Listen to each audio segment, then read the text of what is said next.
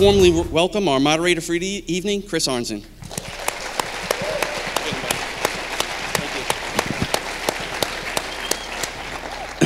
Thank you very much, Anthony.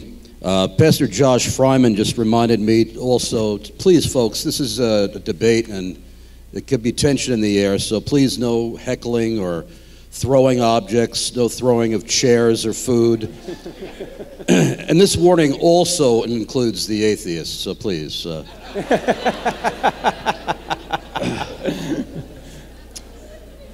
First, I'm going to introduce our participants. Defending the position that science better explains morality is Dr. Michael Shermer, who is the founding publisher of Skeptic magazine, a monthly columnist for Scientific American, a regular contributor to Time.com, and a presidential fellow at Chapman University. His new book is The Moral Arc: How Science and Reason Lead Humanity Towards Truth, Justice, and Freedom. He is also the author of The Believing Brain: From Ghosts and Gods to Politics and Conspiracies, How We Construct Beliefs and Reinforce Them as Truths, The Mind of the Market on Evolutionary Economics, Why Darwin Matters, Evolution and the Case Against Intelligent Design, and The Science of Good and Evil. He has been a college professor since 1979, also teaching at Occidental College, Glendale College, and Claremont Graduate University, where he taught a transdisciplinary course for PhD students on evolution, economics, and the brain. As a public intellectual, he regularly contributes opinion editorials, book reviews, and essays to the Wall Street Journal, the Los Angeles Times, Science, Nature, and other publications. Dr. Shermer received his BA in psychology from Pepperdine University, MA in experimental psychology from California State University, Fullerton, and his PhD in the history of science from Claremont Graduate University. And here he is, ladies and gentlemen, Dr. Michael Shermer.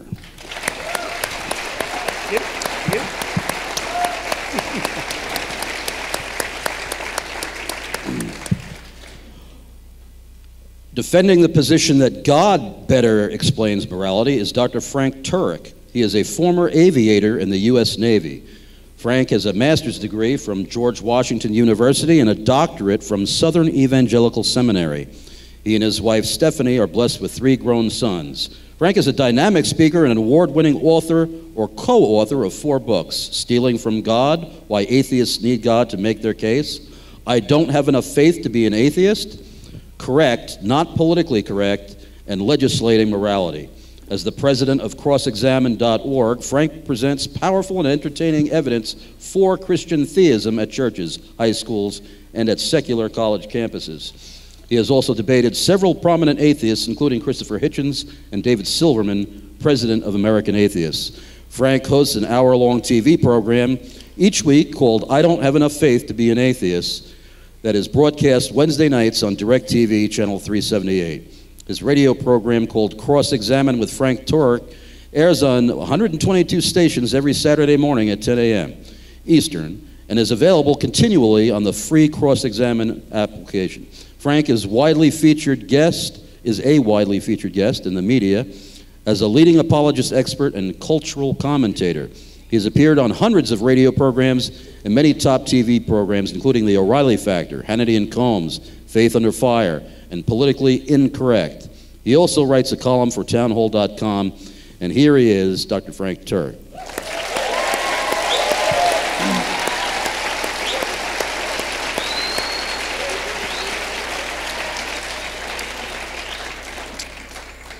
The premise of this debate is, what better explains morality, God or science? Each of our participants has a 20-minute opening statement, and then they will have 15-minute cross-examinations each. We will also have 45 minutes of question and answers from the audience. Obviously, the audience will be asking the questions, and the debaters will be answering the questions. And then there will be 10-minute closing statements. During the Q&A, the presenter being addressed will have 2 minutes to answer, and the other presenter will have 1 minute to rebut their answer. We will form 2 lines, one to address Dr. Shermer and one to address Dr. Turek, and alternate between them. You will have 30 seconds to frame one question. This is not a dialogue or another debate, and there is no follow-up question. Please be clear and to the point so we can get everyone's questions. No sermons, no filibustering, and you will receive a mild electric shock if you go over the 30 seconds. It's not strong enough to kill, but it should shut you up. And now we will begin with our first presenter, Dr. Frank Turek.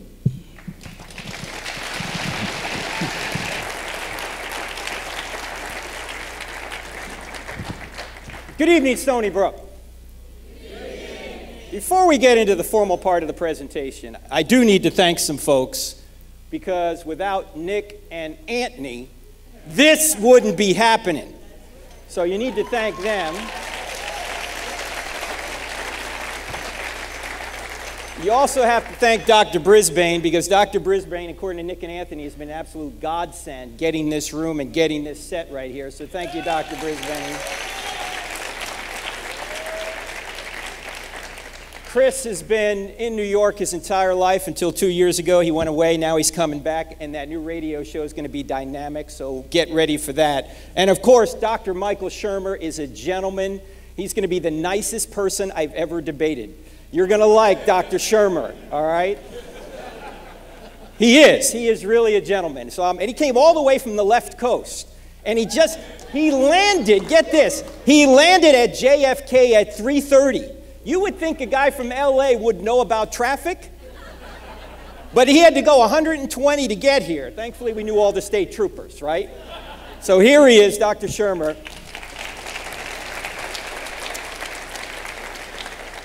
Now, it's encouraging to me that there's so many people here to talk about a big issue. This is a huge issue. There is hope for America when so many people will turn out to address this issue. Now, there's no way that myself or Dr. Shermer can get through all this material. He's written 500-page books. I've written books about that length. Actually, there probably is a way I can get through it, because I'm originally from New Jersey, okay? If you can't keep up, we have some books available. And my two books that I'll be drawing from are I Don't Have Enough Faith to Be an Atheist and Stealing from God, Why Atheists Need God to Make Their Case. And I'm going to be honest, this book, The Moral Arc, is a very good book. In fact, it changed my idea, or it changed my position on two particular subjects just reading it. Now, obviously, I don't agree with everything Michael has written. In fact, I don't even agree with everything I've written, okay? But it is a good book, and it is worth your time to get those three books. And I don't know about Michael's book, but the good thing about my book, or my books, is that all the proceeds from the sale of my books will go to feed needy children. Mine. Okay? Just so you know, I got 3 sons, so I need some help. In fact, I was in the Navy, as Anthony mentioned, which, by the way, stands for Never Again Volunteer Yourself. And my sons were interested in the military, and after they knew what I did in the Navy, they went Air Force. So I've got 2 sons in the Air Force. One of them is here tonight. He just got back 4 days ago from a year in the Middle East. Say hello to Captain Zachary Turek. Where are you, Zach? There he is, right back there.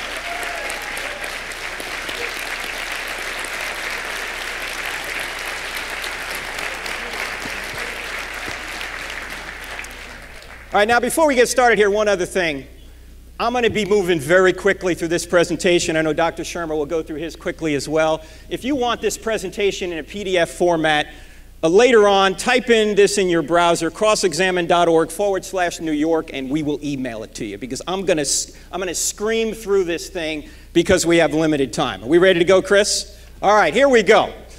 Is morality better explained by God or science? In order to do this, I think we need to define some terms. So let's define what we mean by objective morality, God, and science. By objective morality, I mean right or good values that are true and binding regardless of human opinion. These values are like gravity. You may disagree with gravity, but it's still there. In fact, what I mean by an objective value, let's suppose that the Nazis had won World War II and brainwashed everybody to believe that murdering Jews was right. It would still be wrong. That's what I mean by independent of human opinion. What I mean by God is the infinite, eternal, and morally perfect being, the greatest good, who is the source and sustainer of everything that exists. I'm not talking about the flying spaghetti monster. I'm not talking about Zeus or Thor. I'm talking about a spaceless, timeless, immaterial, powerful, moral, personal, intelligent, sustaining cause. What I mean by science is a method of inquiry, normally using experiments and observations to discover cause and effect relationships. I say normally. Sometimes you can't run an experiment, like for a murder or an historical event. You can't run any experiment at all. You just have to look at the clues and draw an inference to the best explanation. Now, what are we debating? The central question, in my view, is not, is the Bible true? It is not, do Christians or atheists behave better? Although that's an interesting question. It is not, where do our moral feelings come from? And it is not, how do we know objective moral values? I mean, Michael may want to talk about that, that's fine, but I don't think that's the central question of this debate. I think the central question of this debate is, why do objective moral values exist in the first place, regardless of how we know them or who obeys them better? And we only have two choices. The two choices are this: they either come from mind or matter. Mind or matter. I mean, God or matter. Now, obviously, I'm taking the position that it's mind, and Michael's going to take the position that it's matter because he's a materialist. He thinks all that exists are materials. Here is my thesis. It's kind of a Dr. Seuss thing. Rules come from whose, not its. Rules come from whose, not its. And this is the who, I think, who is behind objective moral values. In order to illustrate this, let's talk about baseball. The season just started, right? When you ask the question, who makes the rules of baseball, you've got to figure out, well, who could make rules for baseball? Well, I think rules of baseball require a map. First of all, they require a moral or fair standard that transcends player opinion. In other words, each player can't have his own rules. There has to be one set of rules that everybody adheres to. Secondly, there has to be an authoritative person who transcends the players to communicate and enforce the rules. And then finally, there has to be a purpose or objective to the game that transcends player opinion. Obviously, the objective is to score more runs than the opponent, but if there's a player who thinks hitting more foul balls is the objective, he's just objectively wrong. Now, science can help you play the game better. If you can figure out the laws of physics and how to throw and hit better using science, that can help you play the game better, but science can't make up the rules to the game. You need a person for that. Who is the person? No, that's not David Letterman. That's not the white Michael Strahan. That is the new commissioner of baseball. And you don't even need to know his name to know that it has to be a who makes rules. His name, I think, happens to be Rob Manfred. He just took over for Bud Selig last year. So he is the new commissioner of baseball. Now, the question now is, who makes the rules of life? I mean, baseball is an arbitrary game, but life isn't arbitrary. Who makes the objective rules of life? I think they also require a map. They require a moral standard that transcends human opinion. They require an authoritative person who transcends humans to communicate and enforce the rules, and also a purpose or objective of life that transcends human opinion. Now, let's go through each one of these, and I obviously think that's God, by the way, who is the person behind the rules of life, the objective rules of life. Let's go through each one of these in order. Let's talk about a moral standard that transcends human opinion. If there is no God, if there is no standard beyond humanity, then everything's a matter of opinion.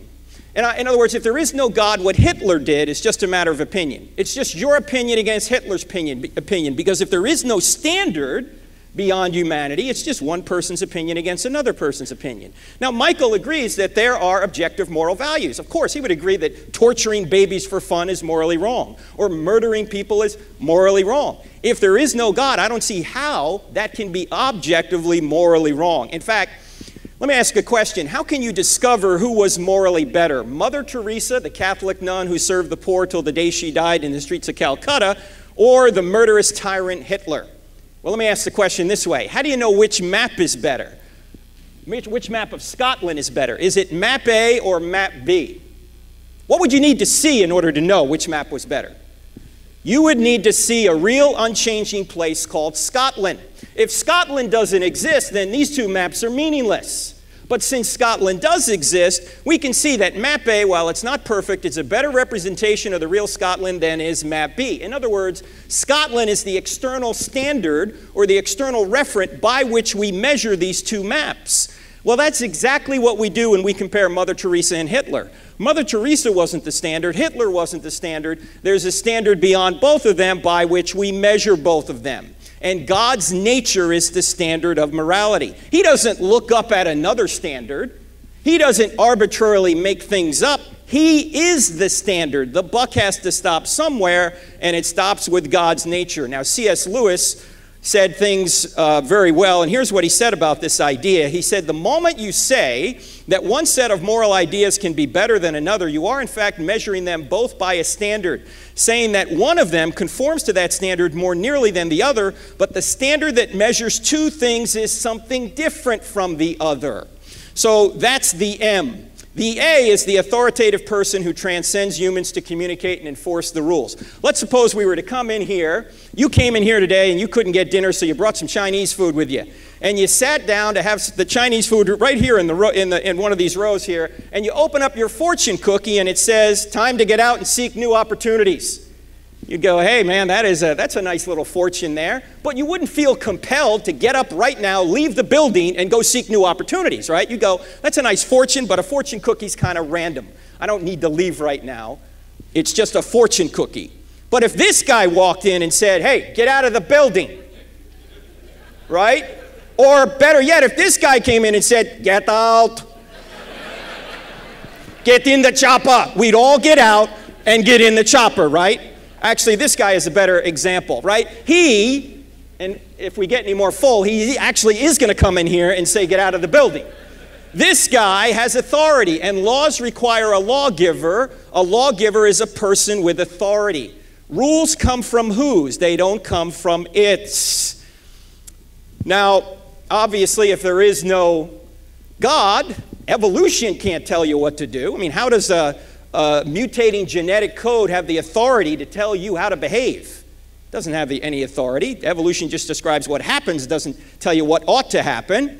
Let's now talk about the purpose or objective of life. There can't be objective rules if there is no objective purpose. And you can't have morality unless you have purpose. And Dr. Shermer actually agrees with this. He said morality and purpose are inextricably interdigitated. In other words, interlocked. You cannot have one without the other. He's absolutely right about that. But here's the problem for Dr. Shermer.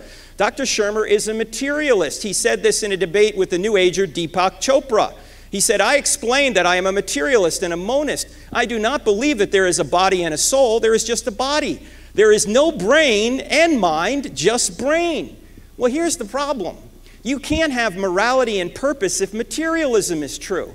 If evolutionary materialism is true, there is no morality or purpose. And this was said very well. I don't normally quote Richard Dawkins, but I'm quoting him right now, a very prominent atheist, as you know. He put it this way. He said, in a universe of blind physical forces and genetic replication, some people are going to get hurt and other people are going to get lucky, and you won't find any rhyme or reason to it, nor any justice. There is, at the bottom, no design, no purpose, no evil, and no good, nothing but blind, pitiless indifference. DNA neither knows nor cares. DNA just is, and we dance to its music. Dawkins, if his worldview is right, is absolutely correct about this.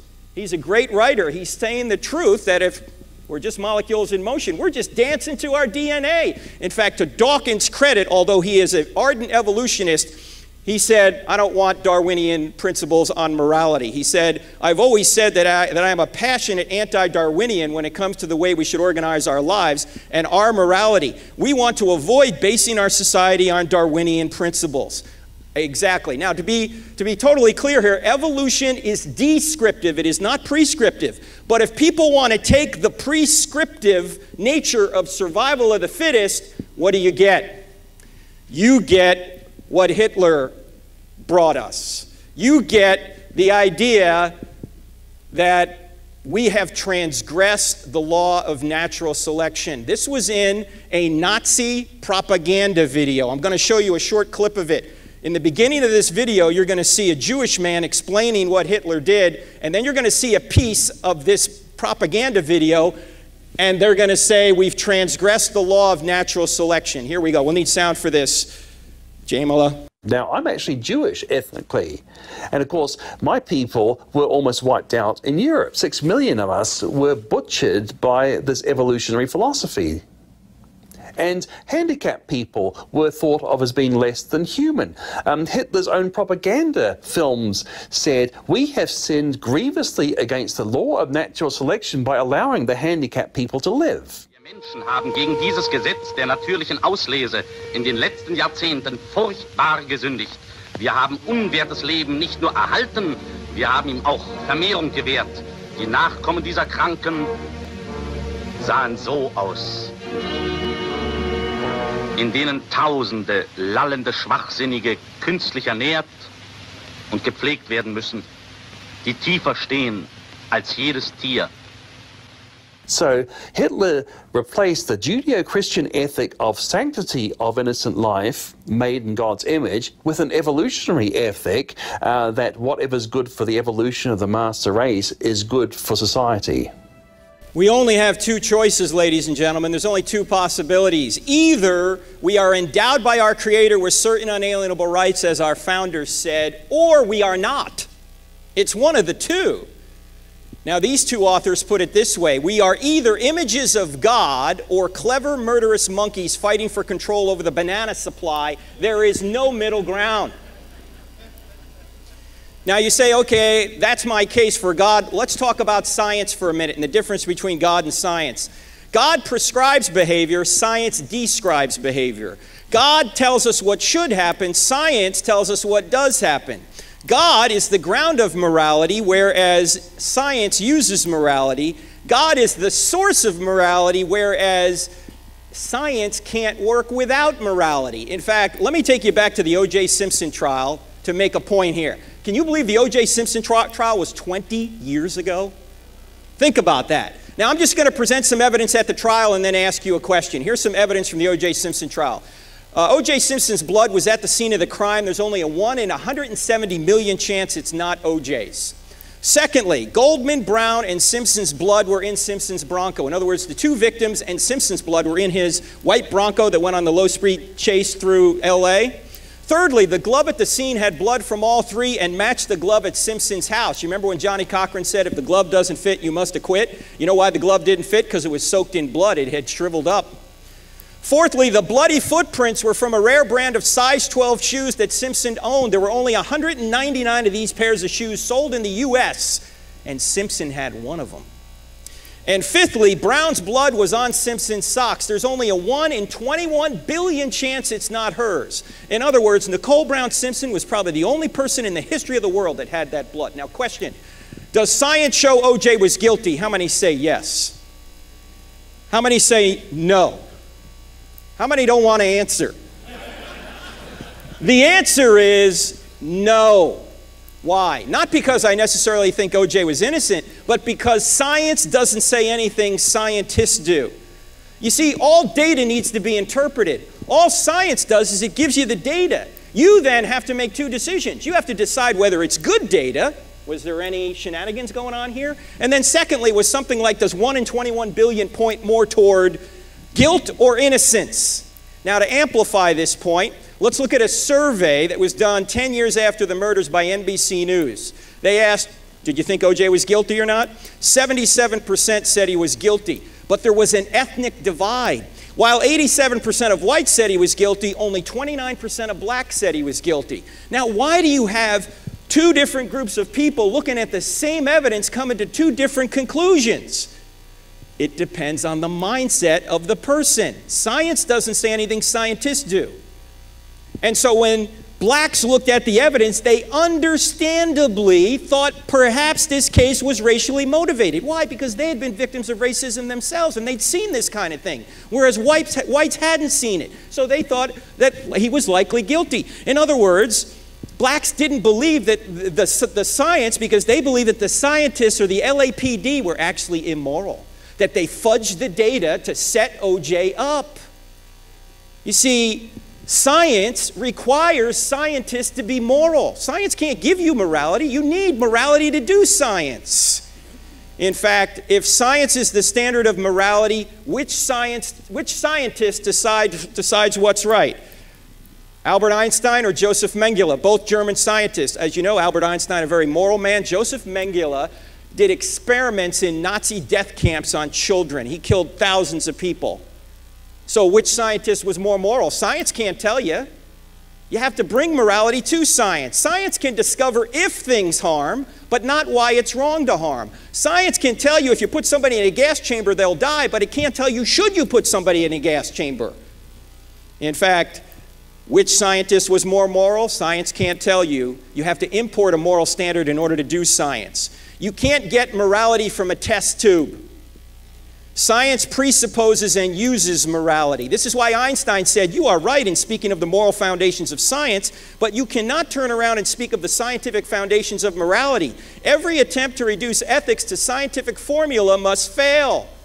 Dr. Shermer is going to try and do that. Einstein says no. We'll see. Maybe Dr. Shermer has a better way. In fact, it's worse than that, because morality and science are impossible without the free will to choose, the ability to reason, and the fact that we have a mind beyond a brain. Dr. Shermer says we don't have a mind beyond a brain. He says the mind is just what the brain does. It's the same as the brain. Well, how can you have morality or science or even do science if you don't have a real mind? Here's why. Atheism cannot explain these things. Atheism can't explain reason or free will or even science, but theism can.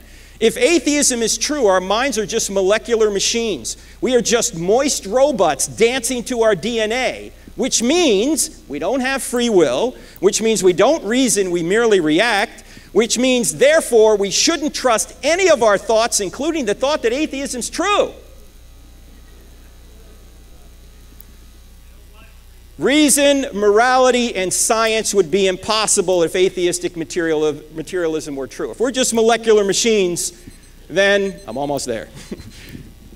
If we're just molecular machines, then there's no way that we could have reason, morality, or science. But since we can do those things, that's actually evidence that God exists. And what atheists are doing is they're stealing from God to make their case. And this is what I point out in the book. So to sum it all up, if baseball requires a who for rules, then so does life. And I think a mind, i.e. God's mind, is the source. Rules come from whos, not its. Even Cindy Lou Who was no more than 2, knew that.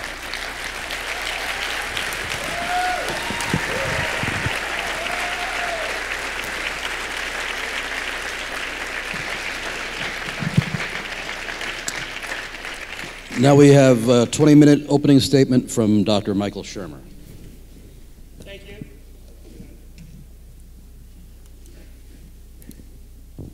Unmute myself here. Good evening. How we doing? Thank you so much for having me. Thanks, Frank. Thanks, everybody. Thanks, Jason, for driving me here at 130 miles an hour up the shoulder of the road in this $150,000 Mercedes. Oh, man. I thought I was in California again. I almost, actually have to confess, almost became a praying man on the drive here.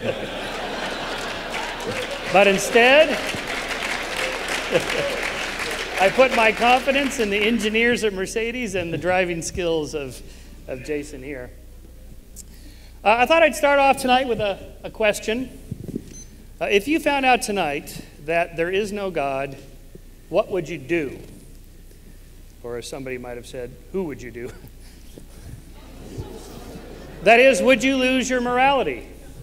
Would you? Would you give it up?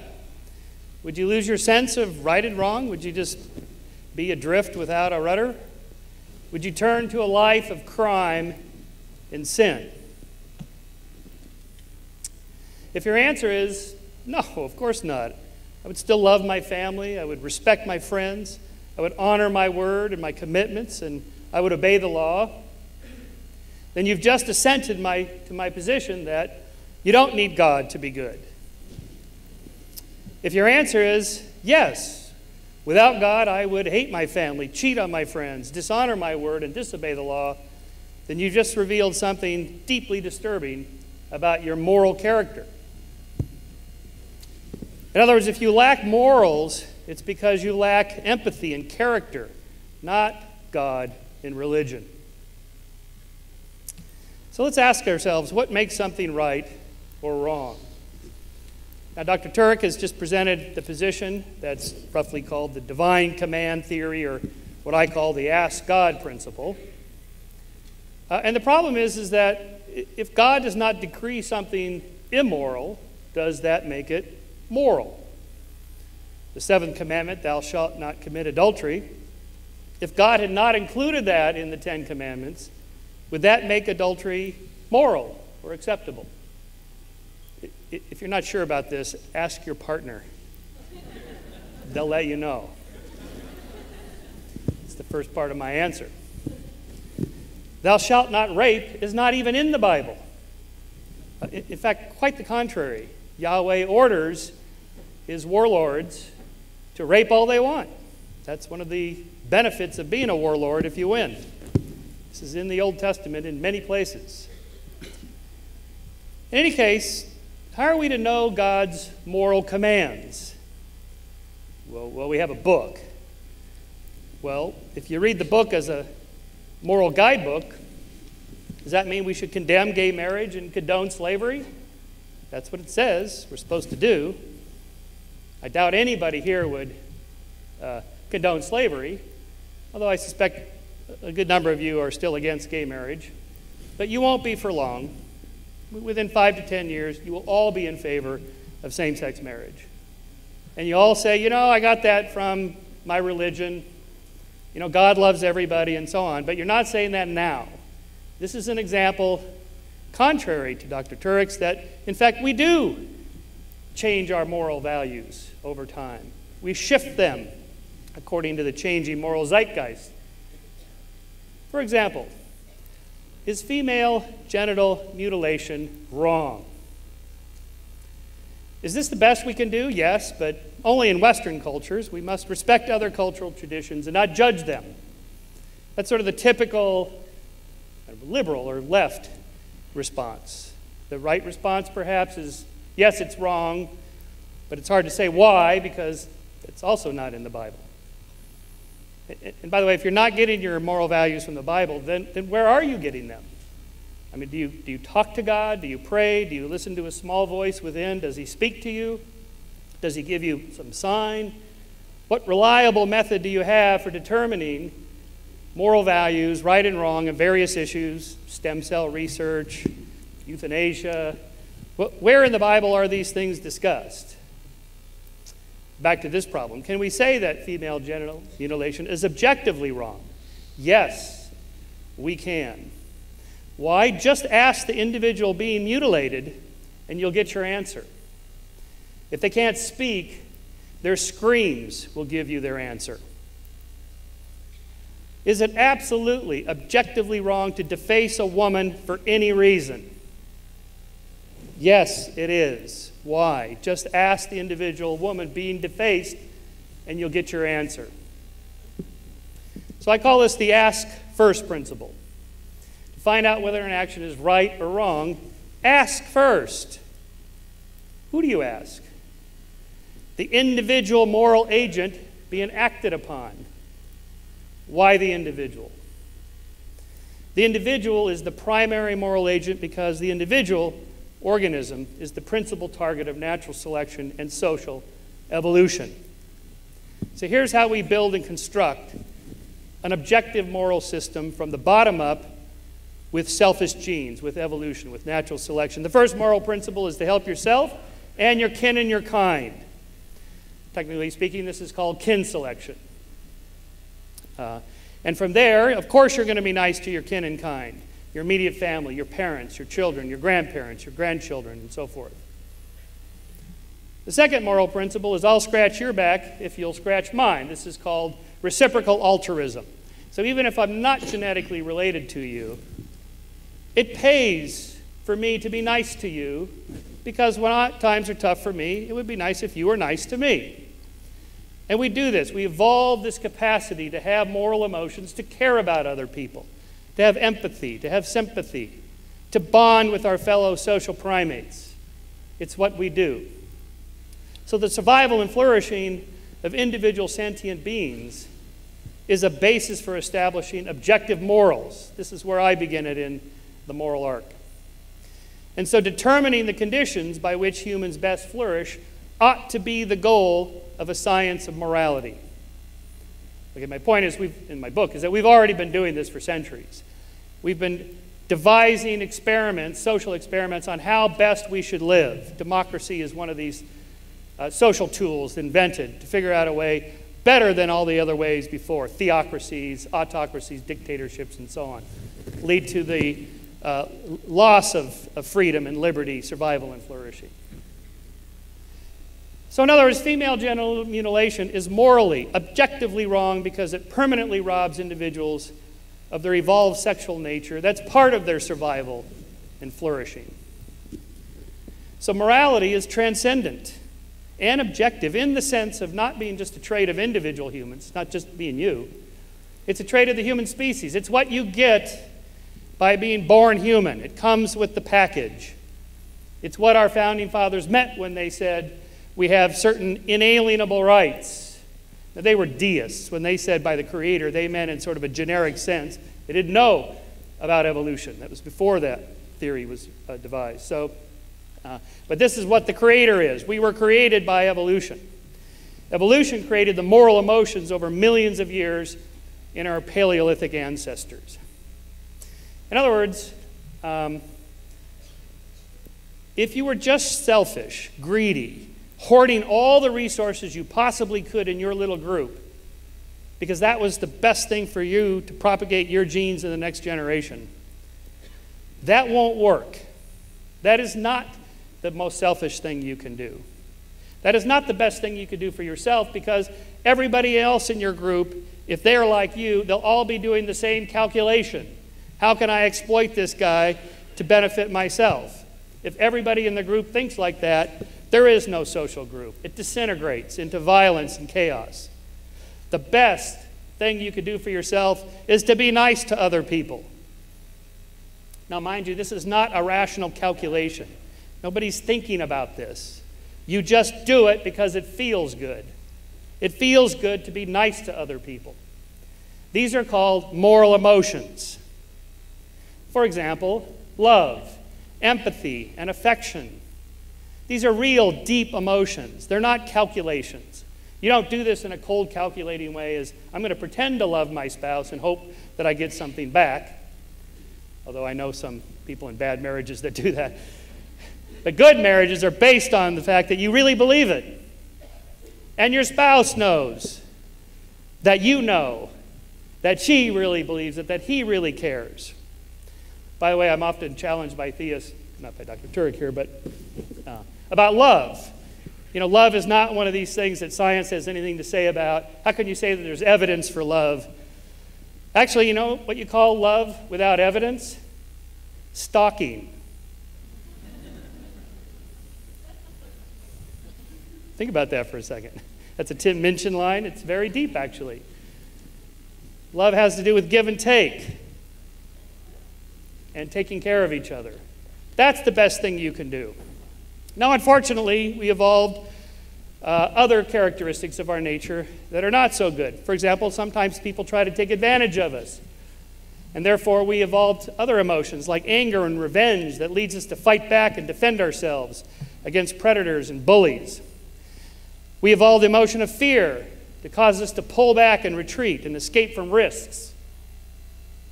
We evolved the emotion of disgust that directs us to push out, eject, and expel that which is bad for us, such as bodily excreta and other disease vectors. One of the things that people like Hitler do is they glom on to the negative moral emotions and attach them to the people that they don't like. This is a collectivist type of thinking. This is why individualist thinking is the right way to go, because the body counts can rack up very quickly if you think that your group is better than some other group. Religion is not the only force that does that. Ideologies do that as well. Jealousy leads to bait guarding, and so on. In other words, these are emotions that evolved as proxies for what's good for you as an individual. You don't have to think about it. You don't have to do the calculating. You just feel hungry, or you feel love, or you feel affection, or you feel fear, you feel anger, and the emotion is what changes your behavior, causes you to act in a certain way. Therefore, most of the time, most of us are nice to one another. Occasionally, people try to free ride the system, bully the system, and so forth, and therefore it's good to stand up and fight for yourself. Let me give you some examples of this. I'm going to show you a short video clip here. It's just 20 seconds long. I'm not sure where this is. It's in Europe somewhere, I think. It's on a train platform. I found this little video clip when I got tired watching cat videos. And so what you're going to see here is a conflict between two moral emotions. That revenge, anger, to strike back, to hurt somebody that I love or I'm connected to. And then the affection, bonding, helping emotions. What you'll see is these three are talking. All of a sudden, this guy reaches out and pushes this woman backwards. She stumbles and falls. He reaches out and tries to grab her and misses, and into the train pit she goes. He starts to go like he's going to rescue her, got to help. There might be a train coming. And all of a sudden, he's just overcome with emotion. That bastard. And he turns around and just cold cocks this guy. And it's a beauty, roundhouse right out of Hollywood. Bam! Snaps his head back. Bam! Snaps him again. And then he staggers around for a moment like, hey, there was something else I was supposed to do. What was it? Oh, yeah, I got to help my friend. He reaches down, grabs her, pulls her up, says something to her like, are you okay? And she says, yeah. And then he immediately goes after this guy who has now made a quick escape out the door so he doesn't get hurt anymore. And then also while you're watching that, watch this guy. He's like an EMT of some sort. And he sees what happens. He comes running down the platform. You'd think he would reach in to grab her, to help her. She's lying on the track. Oh, no. As soon as he sees this guy take off, you can see what he does. All right, so here we go. All that in 20 seconds.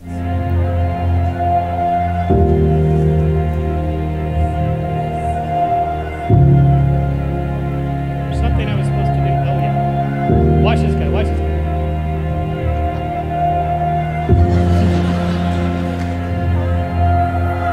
Are you all right? And get this guy.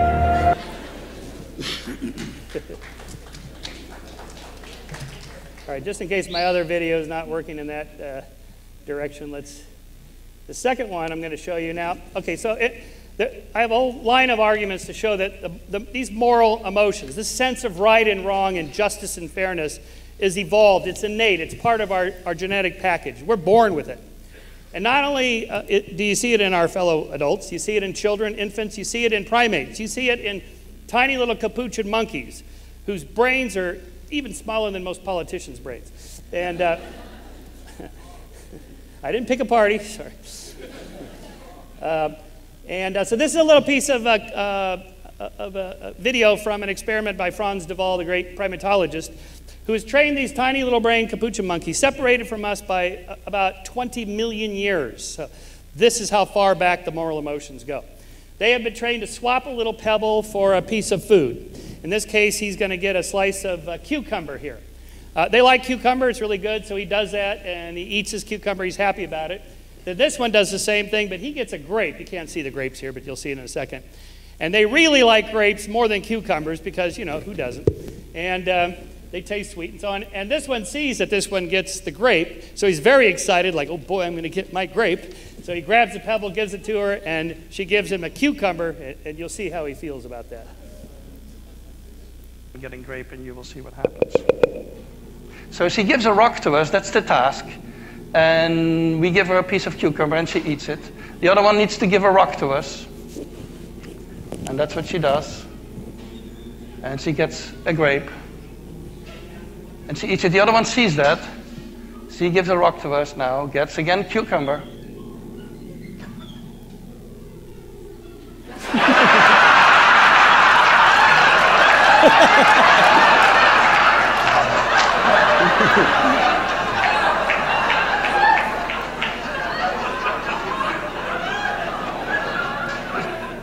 She tests the rock now against the wall. She needs to give it to us. And she gets cucumber again.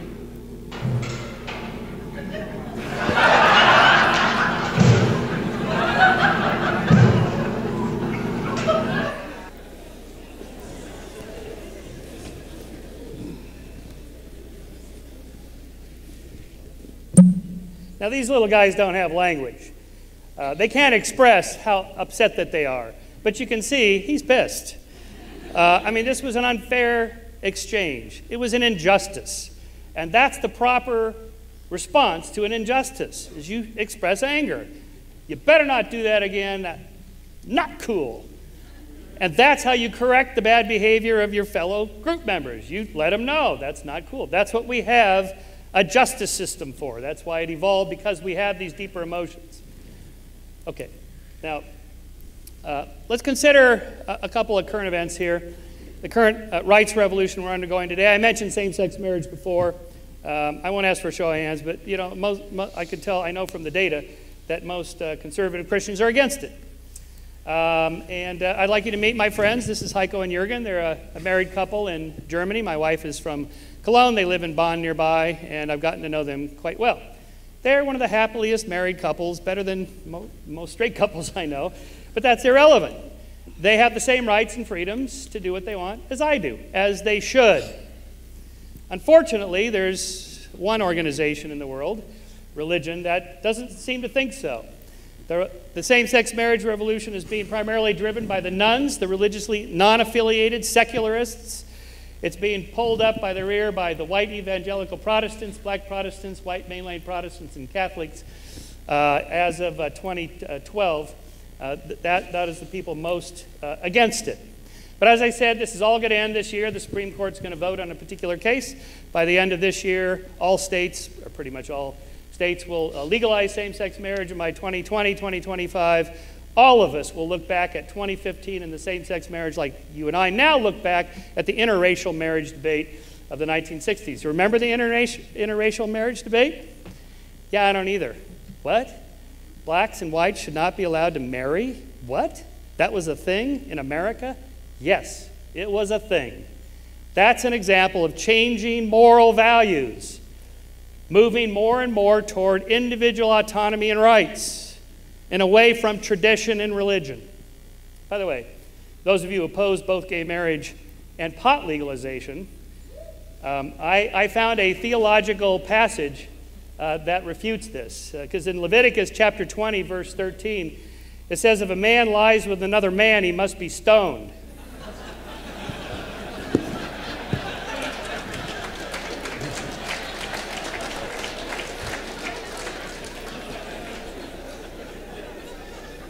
I can read the Bible too, you know.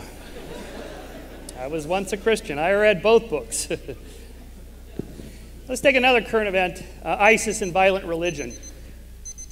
Actually, I can come back. Is that my... I'm going to give you an extra minute. Okay, extra minute. Give more than that, I'll just make this final point. The idea of beheading people and burning them alive is abhorrent to us, as it should be. That is objectively wrong. And yet, it wasn't that long ago that Christians did this very thing. Here's from an illuminated 12th century Bible of two Jews kneeling about to be beheaded for killing Jesus, who looks on approvingly from above. Beheading Jews because they killed Christ. This is just an idiotic idea. First of all, Jesus was Jewish. Second of all, he had to die. If you believe this, he had to die to save you from your sins. It was all already orchestrated ahead of time by God. So whoever killed him should be thanked for doing it. You should thank Judas. He should be your hero. He was just doing what he was supposed to do. But in any case, the idea of burning people alive and beheading them and so on is just a bad idea. I call this the witch theory of causality. My final point here is that if you believe that women cavorting with demons in the middle of the night is the cause of crop failures, disease, the plague, shipwrecks, and accidents, then you're either insane or you lived 500 years ago in European Christendom, which everybody believed. What happened to that? Enlightenment, humanism, and the scientific revolution. That is, instead of moralizing about evil and basing our moral values on superstitions and a book written for Iron Age people, we should use science and reason to solve our social problems and our moral problems. And that's what I wrote this book for. Thank you.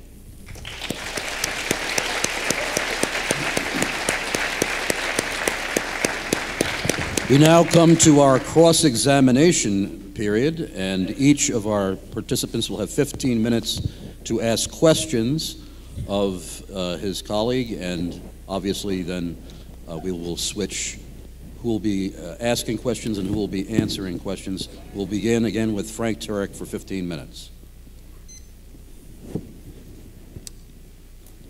Stand by.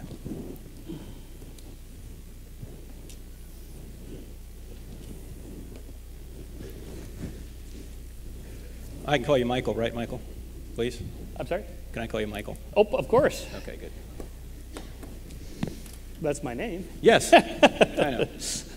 You were just talking about how these morals have evolved, and evolution gave us this moral sense. Well, that means evolution gave Hitler his moral sense, too. Why is his moral sense worse than, say, your moral sense?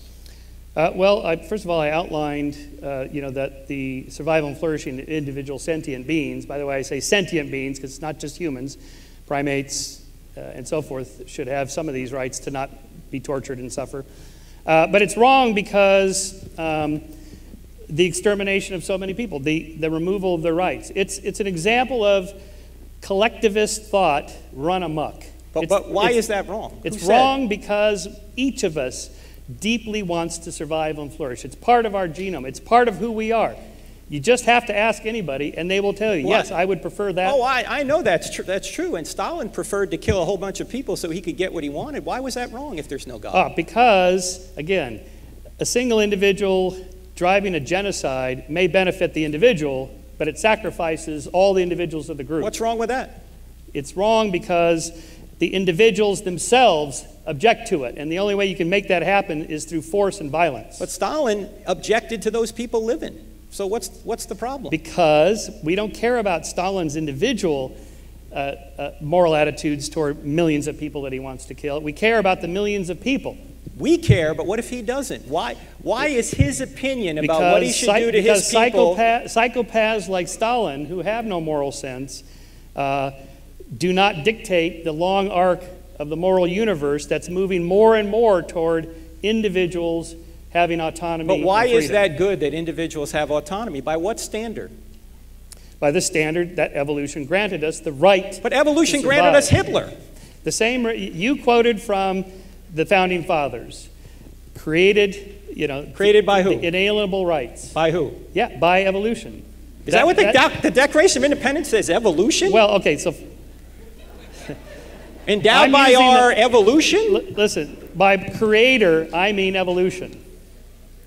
Our founding fathers, you say, didn't know about evolution, so why are you putting words in their mouth? They said that our rights are endowed on us by God, our creator. No. That's not what they said. Okay, first of all, Thomas Jefferson, who wrote those words, was not a Christian.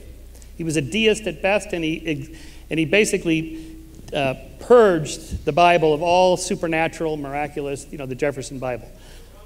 And so his idea of creation, the creator, is just wherever we came from. We don't know. He certainly did not mean Yahweh, the creator of the Bible, allegedly. He did not mean that God. He just meant wherever we came from, we are given these rights by dint of being human. First of all, the Declaration of Independence is not a deistic document.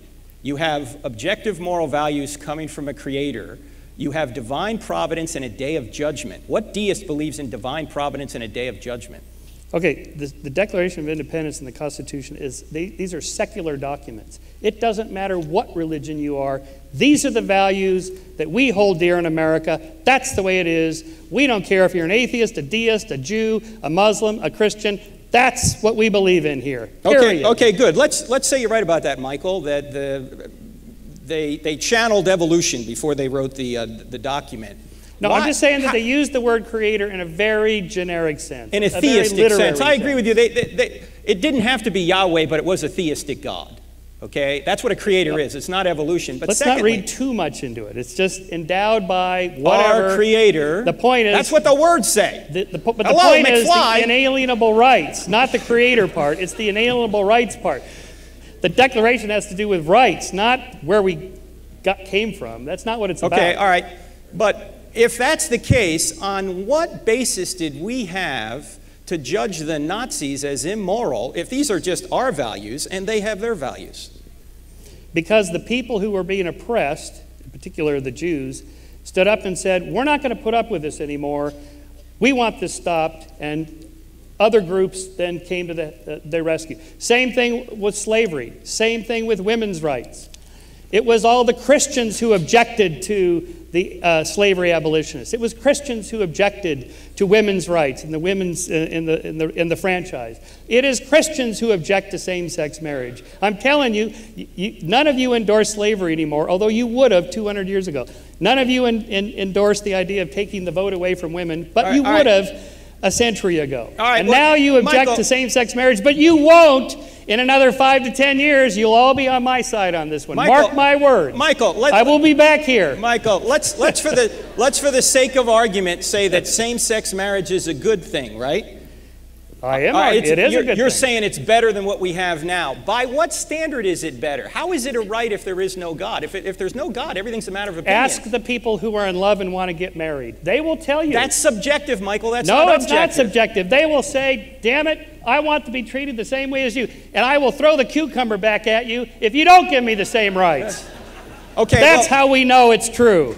But, Michael, first of all, I mean, we could talk about same-sex marriage. I have a book on it, but that's going to take us down a rabbit trail. You're not against it, are you? Of course. You would look at my friends Heiko and Jürgen. Yes, of course, and you Michael. would say, what would you say to them?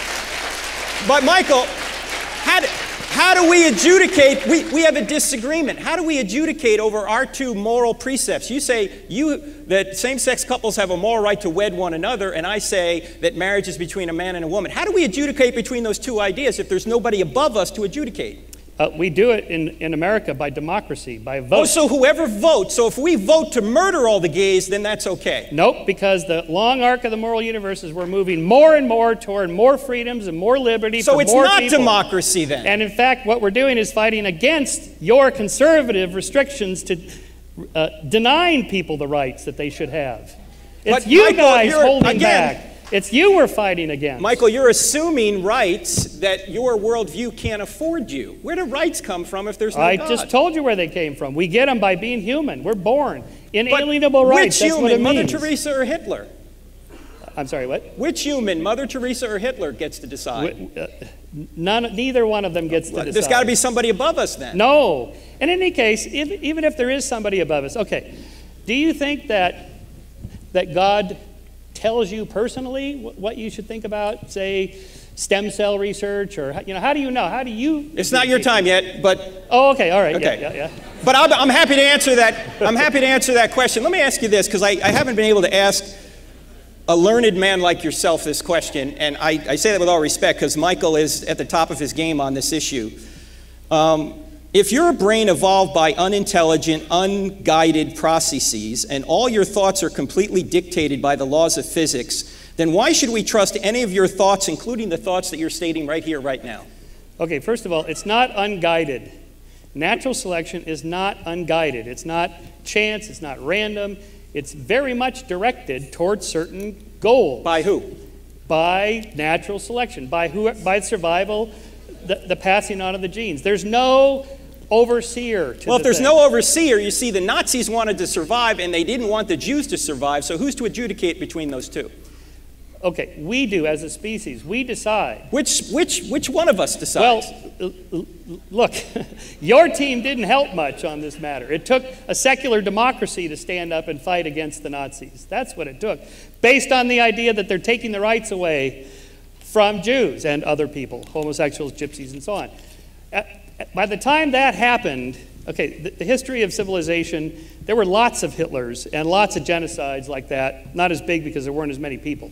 But what we've done over the course of history is stop those people. We've stopped them from doing this, not completely, but the rates of genocide are way down in the last 3/4 of a century. By the way, that is an excellent point in your book, and I agree with you on that. So the question is, why is genocide bad if there's no why is God? it bad? Well, ask the people who are going to be killed, and they will tell you. But the people who are doing the killing love it. Who's to adjudicate? The people who are, okay. Our concern is the people that are going to suffer or die. That is our moral basis. Why is suffering wrong? Who said? Do you like to suffer and die? Oh, no, I don't like it, but there's a lot of things I don't like that are true. I don't like telling the truth when it's going to hurt me, but I tell it anyway. Show me a place anywhere, short of religious fanatics who want to die and get their 72 virgins, of people that want to die, that want to suffer, that would prefer to live in a society that was rife with crime and murder and rape and genocide, not to mention disease and so on. But Michael, no one likes that's all just like preference.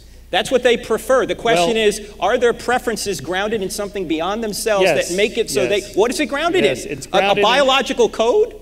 How does that have the authority to tell you? Yes, of course, a biological How does that code. have the authority to tell you what to do? Look, anybody that, going back billions of years, any organism that does not want to survive and flourish will not survive and flourish. They won't reproduce. They won't. So survival we are the is descendants. But Michael, if survival is our guide, then the Nazis were doing just what they wanted to do to survive. What's wrong with that? What's wrong with it is because the individuals that are dying and suffering at their hands are our moral concern, not the people in power, the people that are powerless and being. That's our moral concern. Well, you see, but you're stealing from God to argue against him, Michael. You're granting.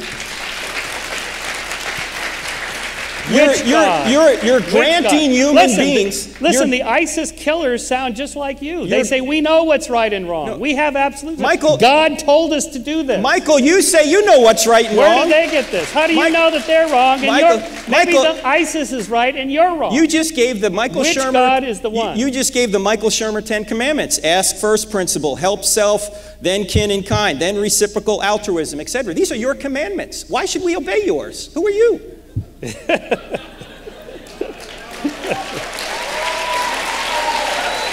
I'll tell you why. There's nothing I wrote in this book, in those modified 10 Commandments, that no thinking person would object to. They wouldn't. You would all agree on these things that I wrote. There's nothing special about them. They're the kinds of things any rational person would come up with. Like, be nice to your fellow people. Try to make other people happy. Try to do the right thing. There's nothing particularly controversial about Michael, that. Any reasoning being would come up with something like that, which is what we've been doing for 500 years and overthrowing the chains of tradition and religion and ideology to say these were all bad ideas. Let's try something new, like inalienable rights of individuals. Michael, how can we even reason if we're just molecules in motion? If we're just moist robots, why should anybody believe what I say or you say if every thought I have is a result of a previous natural cause over which I have no control, and the same for you? Well, I don't know why you can't think of any reasons, but as a thinking being, I can think of lots of reasons why. This is what we do. This is what all sentient beings do, and the more cortical material they have, the more cognitive processes they can do. Right, but reasoning is a basic process of survival. You have to be able to infer cause and effect relationships in the environment. It begins with very simple cause and effect relationships, and you build and build on to more complex Exactly, ideas. But that means natural selection builds us towards survival, not truth. So not necessarily. No, not necessarily. This is an interesting debate on that. But you have to have some relationship to reality, or else you will not be able to infer cause and effect, and you will be prey rather than predator. Michael, you're a materialist. So what is the chemical composition of justice? Okay, the capuchin monkey who gets pissed and throws it. That is perfect example. The molecular composition. He has no rational calculation. He can't say this was unfair, but you could see that is the right response to an unfair, unjust social exchange. Right. What is justice? What is this value known as justice? What is it made of? When two people do the same amount of effort and one gets more than the other. That's unfair. That's an example of injustice, but what is the value of justice? What's it made of chemically? Okay, you're asking the wrong question. Of course I am, because materialism's false. That's why. Justice is a concept that we came up with. Materialism. Justice is reflected in the behavior of capuchin monkeys or people on train platforms. The expression of that is our innate sense of right and wrong. Okay, so it comes with the territory. On your worldview, then a monkey's mind is just like our mind, so why should we trust our mindset? Well, it's scaled down from ours, or ours are scaled up from it. So ours are, we can put language to it. We can say that was unjust. We can set up a justice system with rules and write them down. The monkeys can't do that. But they can certainly express themselves. So there's a logic, there's an evolutionary logic to the interaction between sentient beings in a group. You can't just roll over and let people take advantage of you, or fellow monkeys take advantage. You have to fight back.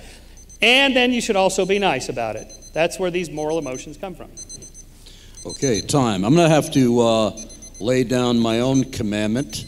Please keep your applause, hold your applause until at the end of each session, because when you applaud, you're actually cutting into the time of the debaters, and as typical, you're actually cutting into the time of your favorite debater if you're applauding what he's saying.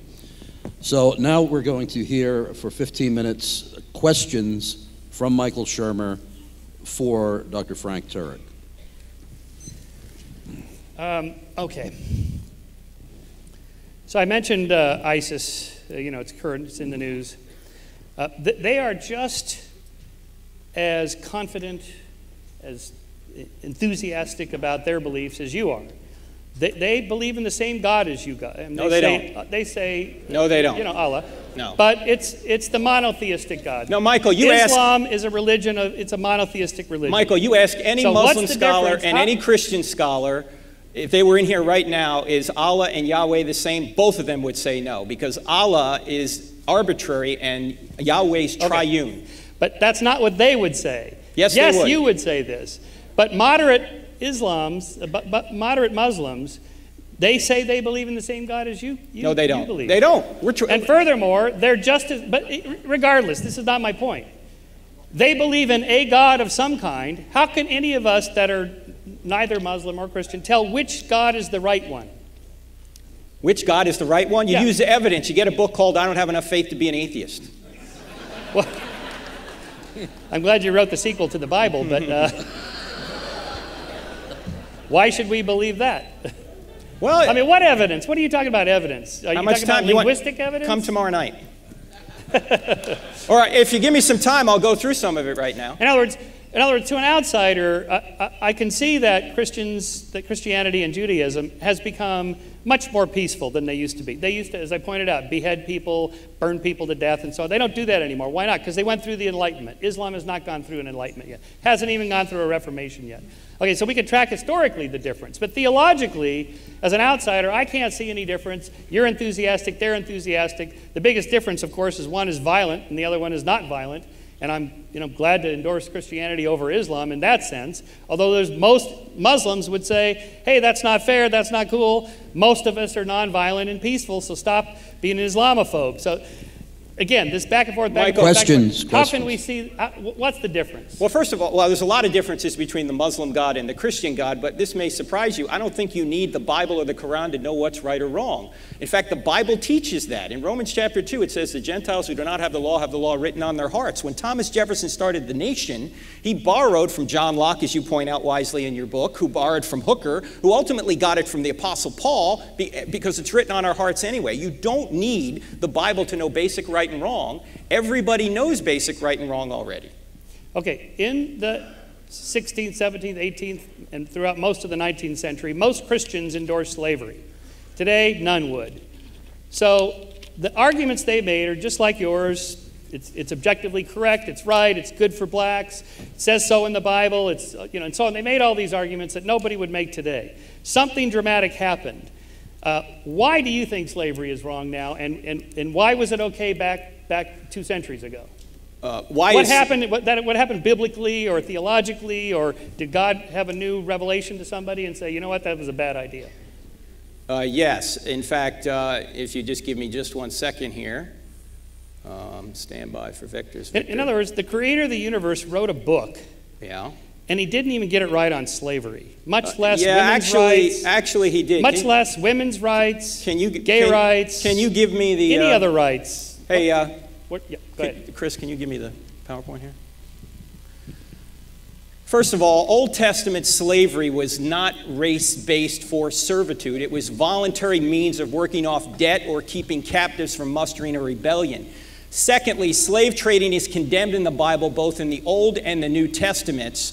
Thirdly, the Bible teaches that all men are made in the image of God. Slave and master are equally human, protected, and one in Christ. That's throughout both Old and New Testaments. Fourthly, Jesus came to set the captives free. And fifth, the Bible's main goal is spiritual redemption, not social reform. The Old Testament was not ideal. It was forward-looking to a better testament, which is the New.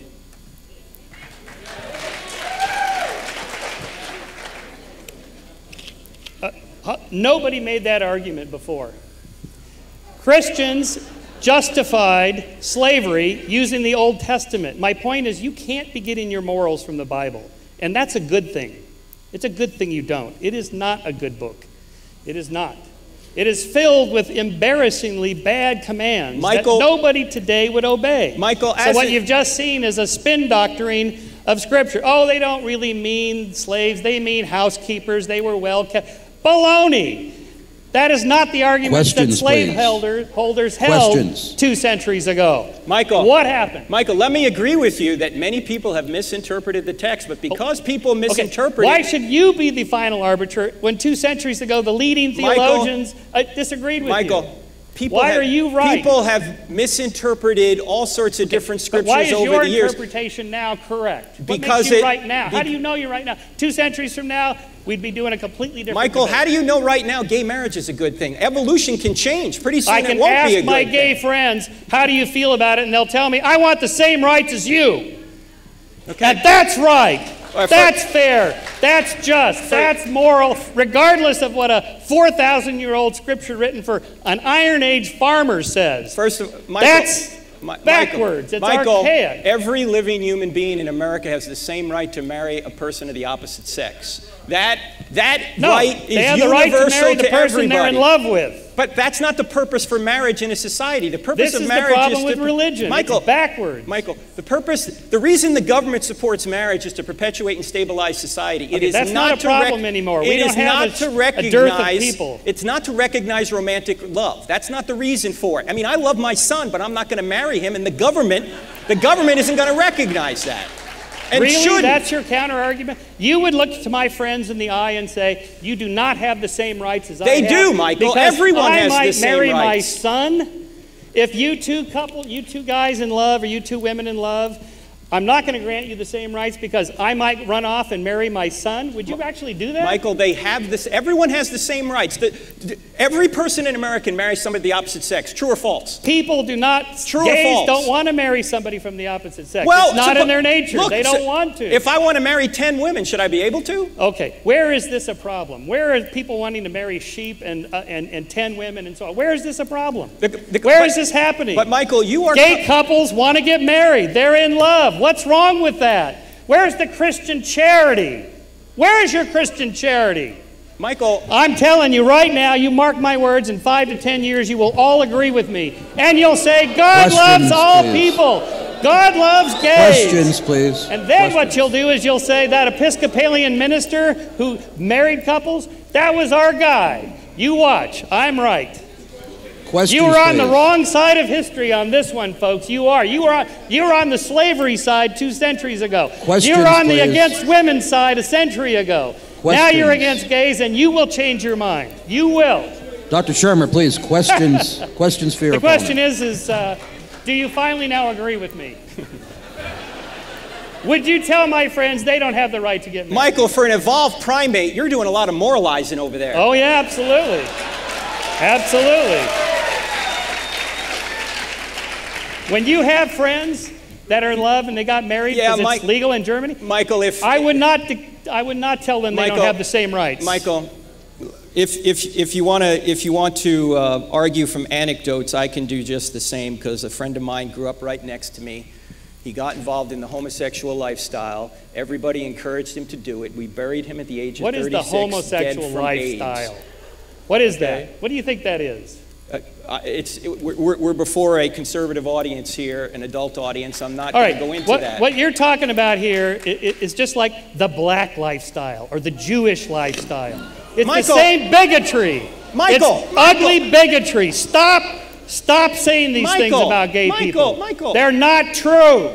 Michael. It's not true. They don't want to make you gay. Gay life. And do you actually think you could become gay if you're straight? Just because you met a gay person? Questions, Seriously? please. Questions, please. Stop the bigotry. When are you going to stop the bigotry against gays? Michael, that's my question. Michael, race is not a behavior. Sexuality is a behavior. This is what people used to argue about blacks. There's a black lifestyle. There's a Jewish lifestyle. Michael, these are the arguments that used to be made that nobody would make today. I've met many former homosexuals. I've never met an African American, a former African American. Never.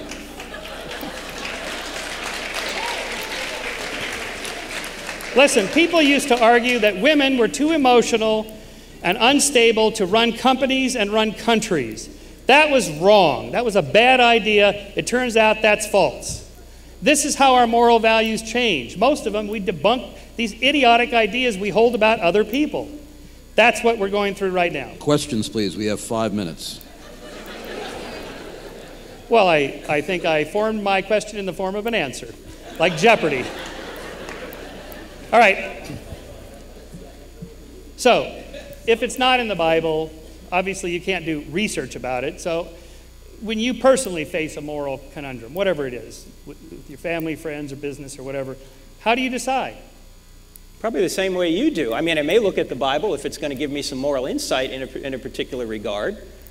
But my duty is to God first, and to people second, and to things third. Okay, the first part, certainly the people, yes. The first part, do you pray about it? Sure, sometimes. Okay, and then what comes back? I mean, do you, like a still small voice within, or a thought, a feeling? No, the will. I'm not a very mystical person, Michael. And when people come to me and they say, God told me this, I get a little concerned. But my point is that the will of God is never contrary to the word of God. So if somebody comes to me and says, God told me to leave my wife, I go, that wasn't God.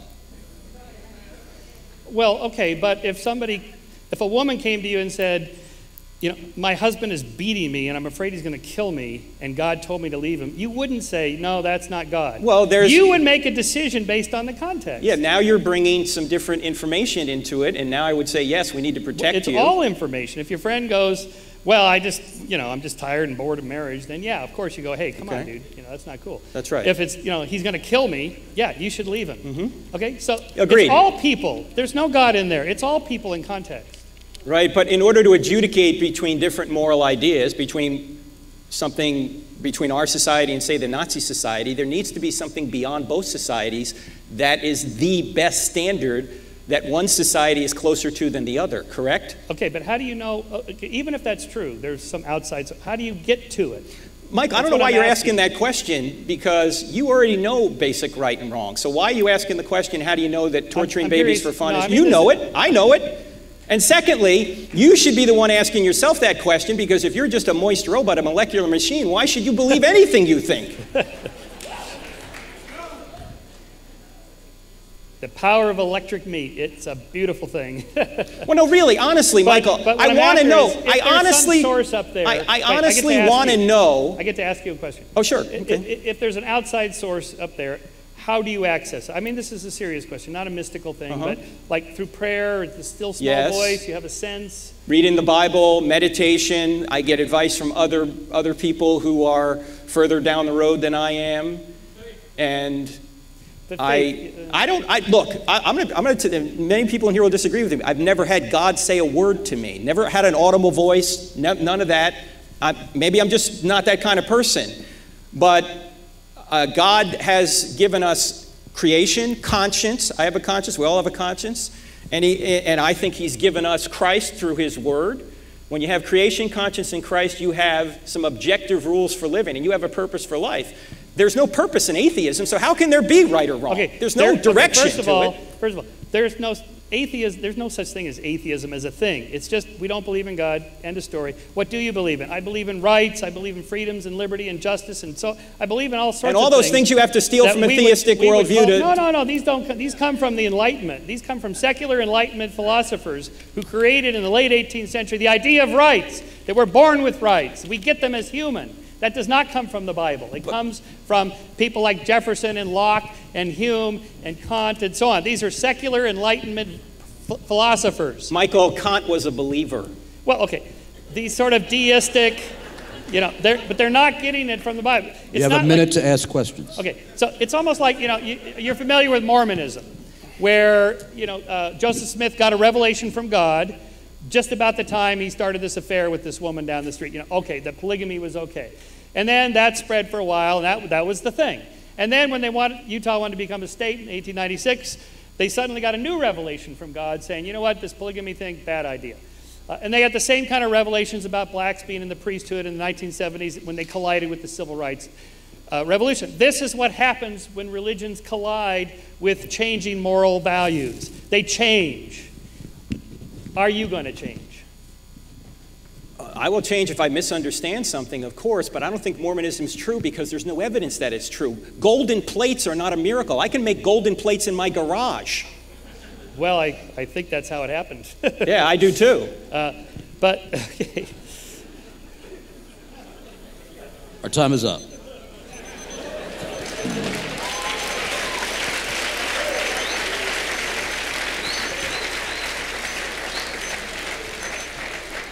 All right, now we're going to be forming lines on either side. If you're asking a question for Dr. Michael Shermer, be on this microphone. If you're asking a question for Dr. Frank Turek, be behind this microphone.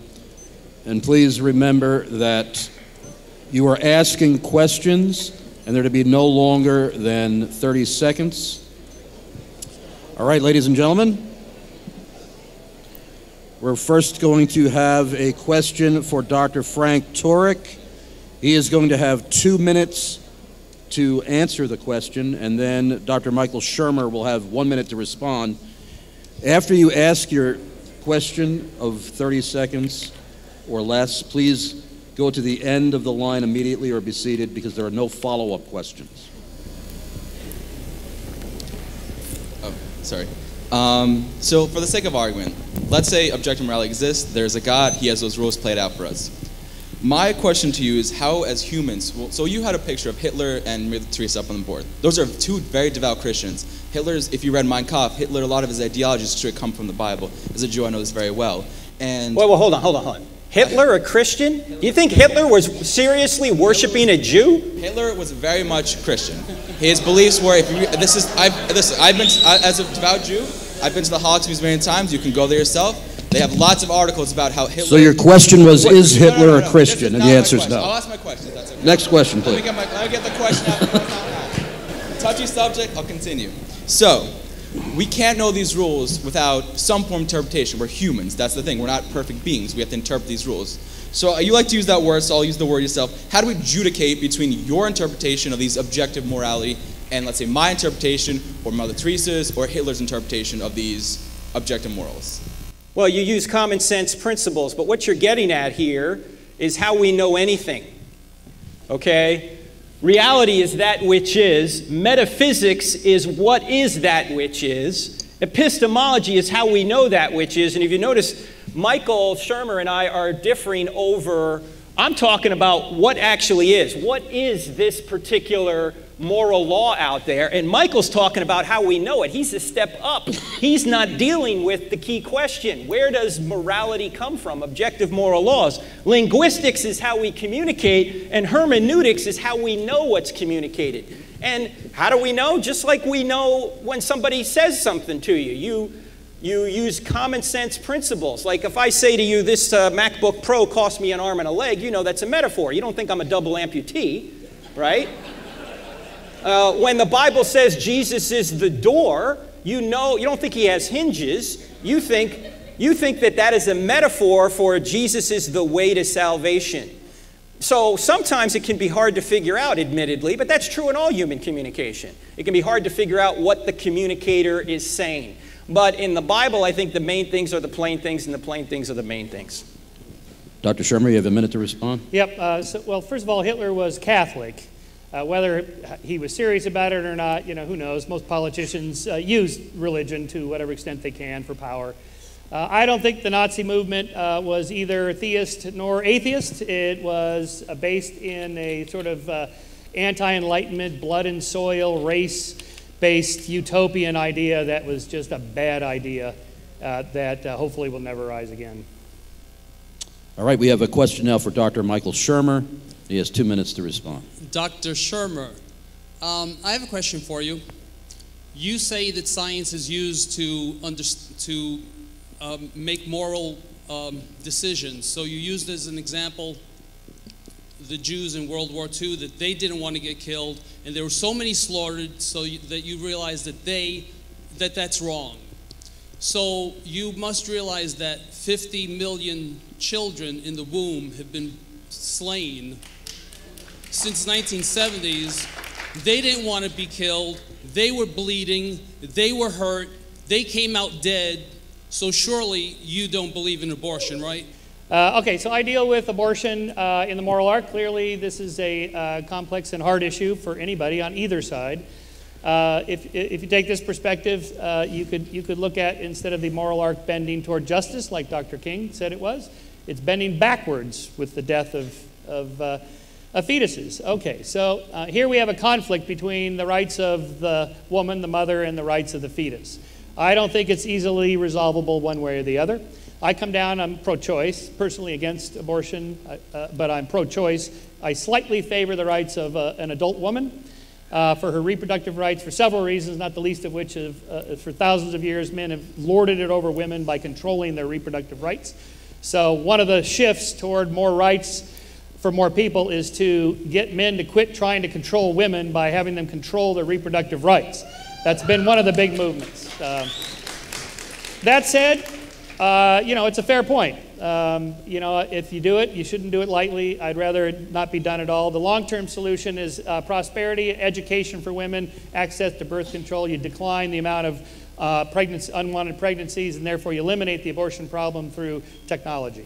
Dr. Turek, you have 1 minute.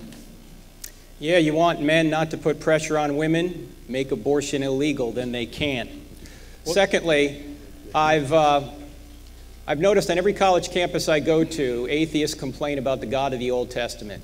God of the Old Testament kills the Canaanites. Yet, when God plays God in the Old Testament, he's immoral. But when atheists play God here and kill people here, somehow that's a moral right.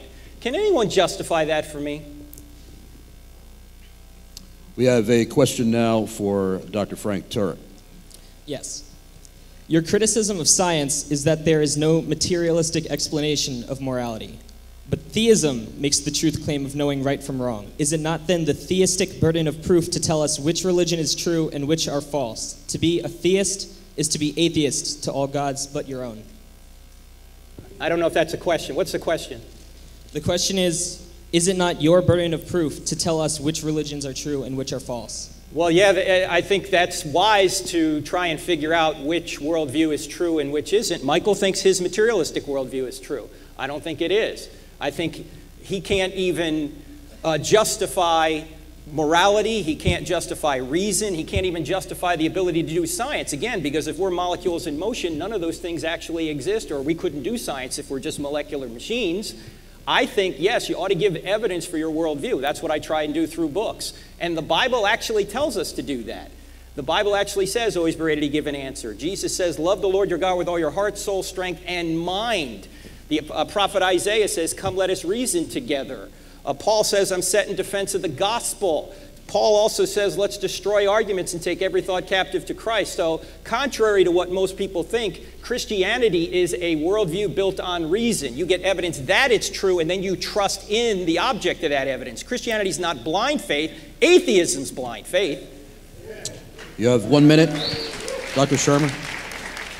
I think this is an excellent point. It's one of the reasons I gave up on Christianity. I was a born-again evangelical Christian for 7 years.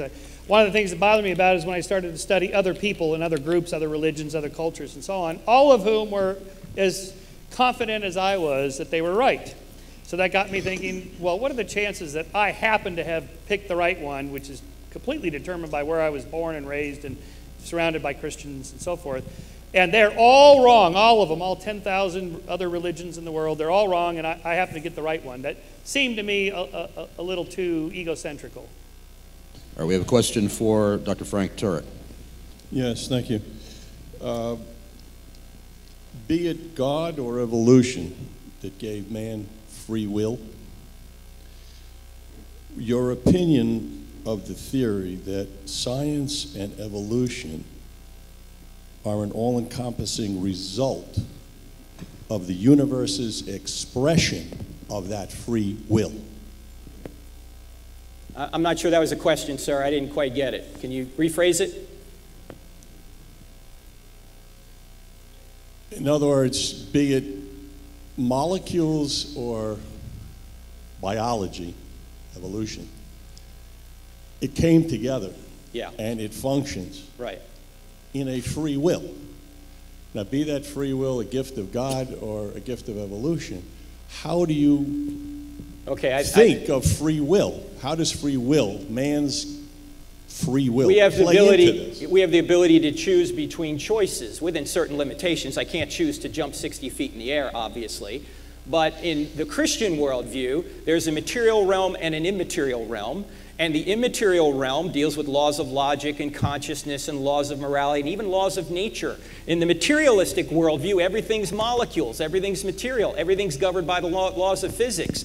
Theism can explain why these immaterial realities exist. Atheists cannot, but what atheists tend to do is they steal from God's world in order to make their case. So I can't see how you can have free will if there is no immaterial realm. If we're just governed by the laws of physics, then everything Michael Shermer says and everything I say is the result of the laws of physics. So why believe what I believe? Why believe what he believes? All right. Dr. Shermer, you have a... The free will of the universe, you're taking a pantheistic view of the world? Okay, I think that we should go to the next Let's talk later, question. you and me. So, yes, sir, okay. Dr. Shermer, you have well, 1 point minute. that there's no little homunculus, there's no mini-me inside you making decisions for you. And that's true in the materialist case, but it's also true in the theist case. If there's a soul in there or some spirit entity making decisions for you, it's still not you making the decisions. It's still some other source doing it. So that doesn't really solve the problem. Although I still come down on the side of free will for various reasons that I describe in a chapter on that. But basically, I do believe that even though we live in a determined universe, materialistic universe, the choices that we make within it are still real choices that we should be held accountable for. All right, we have a question now for Dr. Michael Shermer. Mr. Shermer, you mentioned that Mr. Turek and other Christians are on the wrong side of the moral progress, that history is evolving much more towards individual rights. But my question to you is, many times in history, various different cultures coexisted with each other where one culture would hold what we would consider regressive ideas, while other culture would hold progressive ideas. To give an example, although the Mongol Empire was violent, and its conquest was morally incorrect, they facilitated religious freedom and allowed any of its subjects to practice any religion freely, where at the same time in medieval Europe, they violently suppressed any other religious minorities. Also, in the Korean culture... We need a question, please.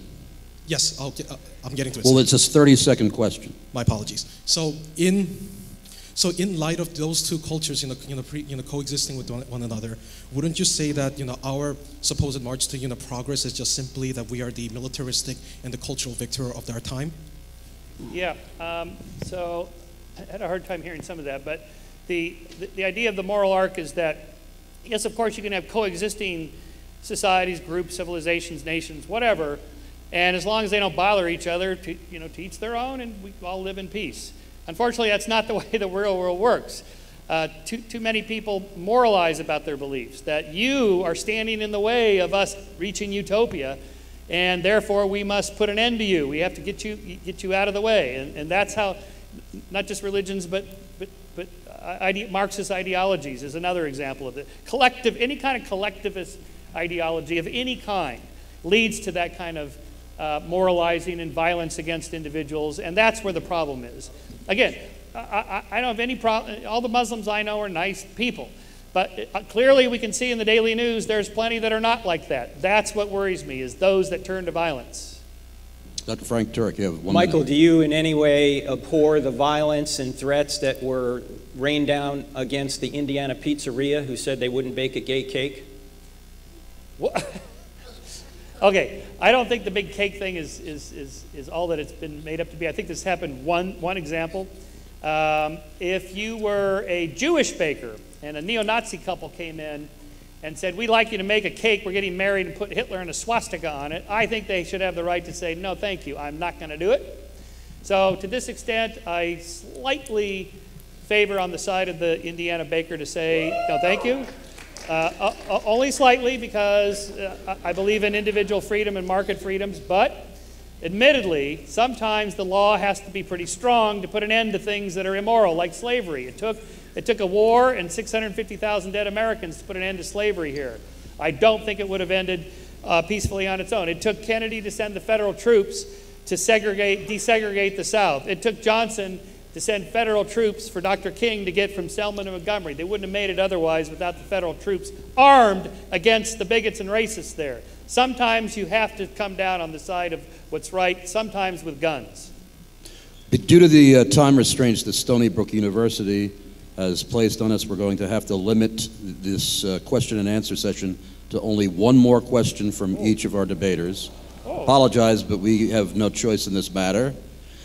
And we will go with where we left off. How about if we do 5-minute closing instead of 10-minute? We're actually already reducing that to 6 minutes anyway. I'll give up my closing statement. Where's Dr. Brisbane? She can do anything. She had to go? Okay. All righty, question for Dr. Frank Turek. Thank you, by the way, Dr. Turek and Dr. Shermer, for coming tonight. If human beings are fallible and God can reveal his word directly to human beings, much like he did to the authors of the Bible, how do you know that the revelations to those fallible human beings about God's character, such as his perfect, honest nature, or revelations to yourself are indeed true and accurate? Well, good question. It is true that people err, but people don't always err. I mean, there are many inerrant books out there. Usually they're kids' books with not a lot of writing in them. They're inerrant. A phone book that has all the names and numbers right is inerrant. There are many inerrant books. The question is, are there more than one inspired book? So just because people err doesn't mean we always err. Much of what Michael says is true. Hopefully much of what I say is true. Just because I'm a human doesn't mean I'm always going to err. Sometimes I'm going to tell the truth. And if there is a God and he does want to communicate his truth through people, he can ensure that they don't err. Dr. Michael Shermer. Response. Yeah, I think the question's a great one. It's a serious problem. Which prophets are the right ones? Which interpreters should we listen to? And clearly, historically, if you look at the long view, they don't usually agree. So historically, they sort themselves out, but the problem with religion is there's no systematic method to get at what's the actual correct answer. Other than, this faith is against that faith, and we have a war, and we yell and shout, and somebody comes out on top. That's how it's determined. That's a problem.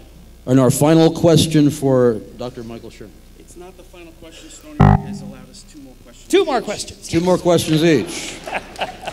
Dr. Brisbane, thank you. This question is for Dr. Turek. My question is, you said that God... Yeah. No, you're supposed to be asking a question of Dr. Michael Shermer. I'm okay with him doing it that way. It's okay. All right, go ahead. Basically, God is the standard of our morality, Yes. and a Platonic person with Platonic values who believes in Platonic idealism would argue the same thing. My question is, why do you have to presuppose that God is an actual being intervening in the course of human history based on your Christian convictions? Yeah, excellent question. Plato had the forms, and the forms included moral forms. The problem is, if these moral forms really exist, like justice or virtue or selflessness, under what obligation are any of us under to adhere to those moral forms if these commands don't come from a person? Commands don't come from its, they come from whose. So we know that in our practical experience, and we know God by his effects. That's how we know he exists. We see creation, we know there must be a creator. We see conscience, we know there must be a moral lawgiver. We see a Christ, we know there must be a source for Christ, and then the scriptures. So we know God by his effects, and when we have a conscience, it tells us certain things are right and certain things are wrong. We know that the being given us that particular conscience must be a moral being. And as I say, commands only come from whose, they don't come from it. So Plato's forms don't cut it. We have another question for Dr. Michael Shermer now. But having listened to the debate kind of veer off into some of your arguments, similar to Hitchens before he died, Dawkins, Silverman, why why can't you or these other men be honest about what the Bible teaches about Christianity? What I mean by that is Catholicism, Mormonism, organized religion is always presented as this caricature of what the Bible really teaches. And I'm being sincere. Why can't you, being so well studied, debate an honest view of the Bible? Well, what do you mean by, who's defining the honest part? I mean by, like, if you would, I'm sure that with the degrees you have, you studied whole books, not portions of books. So when you do that with the Bible, you come to a much different conclusion than what you are making the caricature out to be of what the Bible teaches. And I don't understand why that is. Well, okay, first of all, when I was a Christian, I was an evangelical. This was in the early to mid-'70s. I didn't belong to any church. The evangelical movement at the time was sort of anti-church because we could see the hypocrisy of religions themselves. So the idea was, well, it's just me and Jesus, me and God, me and the Bible, whatever. Just make it as direct as possible so you're not dependent upon people's interpretations. The problem is when you go to a theology school like I did, I went to Pepperdine University.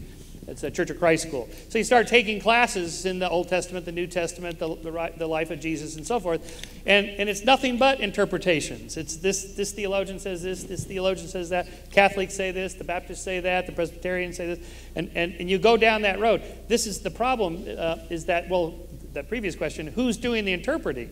And of course, if it's just me, and I'm not dependent on anybody else, it's still me. I have a point of view. All sentient beings have a point of view. So ultimately, we come back to that. And Dr. Frank Turek, you have a minute. Yeah, scientists say different things too, but nobody claims there's no objective world. You have many different scientists arguing over different forms of evolution and intelligent design and all these things, and nobody says there's no objective reality out there or no objective world. So just because there's disagreement doesn't mean there's not a right answer. Secondly, when it comes to Christianity, all Bible-believing people believe in the basic things, what C.S. Lewis would call mere Christianity. These are people who believe in the Bible. Now, there are many denominations out there that don't. They're no better than hymn-singing Rotary clubs, okay? Why go? I mean, some of these more liberal churches, why don't you just go read the New York Times from the pulpit? What's the point? You know, if you're not going to read the Bible, what's the point? But I think Christians agree on the essentials, that there is a God and you are not him. That there is a Savior. We've all sinned. Jesus is the Savior. He's God. He's going to come back. And if you trust in him, you will be saved. All Christians agree on that. They may disagree over modes of baptism, different kinds of liturgy, what music to play, what's the color of the carpet, all that stuff. But most of the major elements of Christianity, what we would call the fundamentals, even Protestants and Catholics agree on. In fact, conservative Catholics have more in common with conservative Protestants than conservative Protestants have in common with liberal Protestants. Liberal Protestants are hymn-singing Rotary clubs. We have another question for Dr. Frank Turek. Yes, hello, Dr. Frank Turek. Thank you for being here tonight. My question for you is, when you look at biblical Christianity and secular atheism and humanistic philosophy and religion, and I'm sorry, not religion, science, would you see that Christianity is mostly based off of just the work of God and not of man? Like man's choice doesn't save, God's sovereign grace and will and election before the world began saves a sinner without works. Whereas in evolution, it's the work of man. Look at us. Look how great we are. Look how great we evolved. It's all man-centered. It's a man-centered religion. Whereas Christianity is a belief in a divine creator who gives no glory to man, but to the God himself. Well, I don't know if an evolutionist would agree with that characterization. I don't know if Michael would. He'll have an opportunity. But I'd rather talk about the fact that, when you get older, you start to lose your train of... yeah, thanks a lot. Give me the essence of your question again. Pretty much... creation is the work of God. Evolution is the work of man. Oh, okay. I know where I was going with this. Okay, yeah. The center of the one-word theme of the Bible is redemption. You have paradise lost in Genesis, paradise regained in Revelation. Everything else is a story of redemption, where God, after he creates us and we fall, we sin against him, he literally enters the bloodstream of humanity. And that's what the Old Testament is all about, how Jesus, the Messiah, ultimately gets to the right time in history to come into human flesh And he takes the sins of the world on himself, and by trusting in him, we can be saved because God is a just being. He can't allow people to go unpunished. And if you don't want that, that's fine. God won't force you into heaven against your will. That's what the whole story of Christianity is. It's about redemption. We have a minute from Dr. Michael Shermer. Right, so you're a monotheist. You believe God and Jesus are one and the same, right? So the idea is that God sacrificed himself in the form of Jesus to himself to save us from himself. To me, this is just barking mad. We have a final question of the evening for Dr. Michael Shermer. Dr. Sherman, thank you very much. So I didn't really get where there is a moral, scientific morality, but so I'd ask the question, is the scientific morality what causes the survival of the race, or is the scientific morality what offends a person? And for example, if a person was the last hope of humanity, they had something in their blood, whatever, and they chose, I don't want to give up my blood, I'm immune to a disease that's going to wipe humanity out, but it's my right, I don't want to give up my blood. Should we go against his desire to be left alone, or is morality the survival of the race and anything that would cause that? You know? Yeah, so this is a good question. The hard problem here is, like, you have these moral dilemmas, like a doctor has 5 patients in his 5 ORs that are all dying of organ failure. In the waiting room is a perfectly healthy person. Should he kill the healthy person, harvest the 5 organs, and save the 5? The answer is no. That would be immoral and illegal, by the way. Don't think about doing it. And the reason is because we have decided that the sanctity and autonomy and liberty of the individual trumps that of the group. The one is more important than the 5. That's not scientific. That is what we have decided over the last 2 centuries of Western civilization. That's democracy, not science. There's no science. No. Democracy, no. This is why we have restraints on democracy. This is why we have the Bill of Rights. It doesn't matter if 99% of Americans think we should kill Jews or whatever. The Bill of Rights says you can't do it. That's why we have the Bill of Rights. And we have 1 minute from Dr. Frank Turek.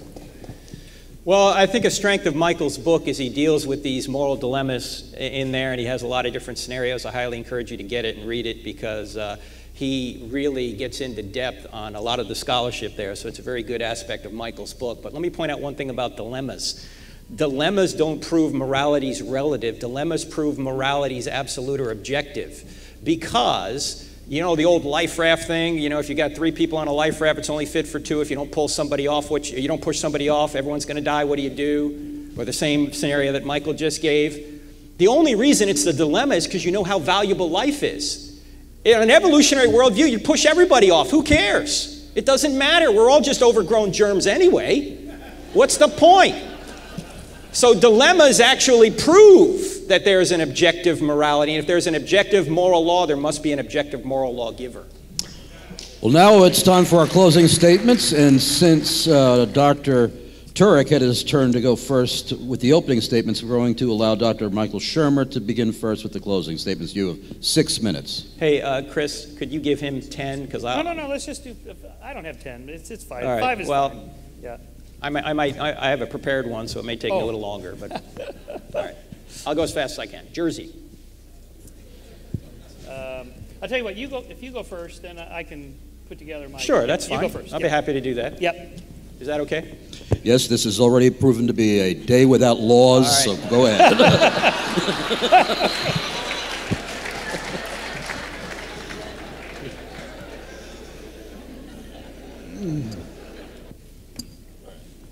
There you go. Well, let me try and sum up. If you notice, the difference between Michael and me is the difference between ontology and epistemology. Michael is talking about how do we know the objective standard of morality. That's epistemology. That's how you know something. The question I'm trying to get at is why does the objective standard of morality exist in the first place? And I'm saying that's best explained by God. If there's a moral law, there must be a moral lawgiver. Michael has to resort to materials, rocks. Do rocks have the authority to tell you what to do? I don't think so. This is the difference between knowing and justifying morality. You can know what a book says while denying there's an author, but there would be no book to know unless there was an author. Likewise, atheists can know objective morality while denying God exists, but there would be no objective morality to know unless God exists. Now, can evolution account for morality? No. Why? Because moral laws are not chemical or biological. They are immaterial and come from personal agents. You know what? That's what I was asking Michael before. What's the chemical composition of justice? He couldn't answer because it's a category mistake. Moral laws aren't made of materials, yet Michael's a materialist, so all he has to choose from are materials.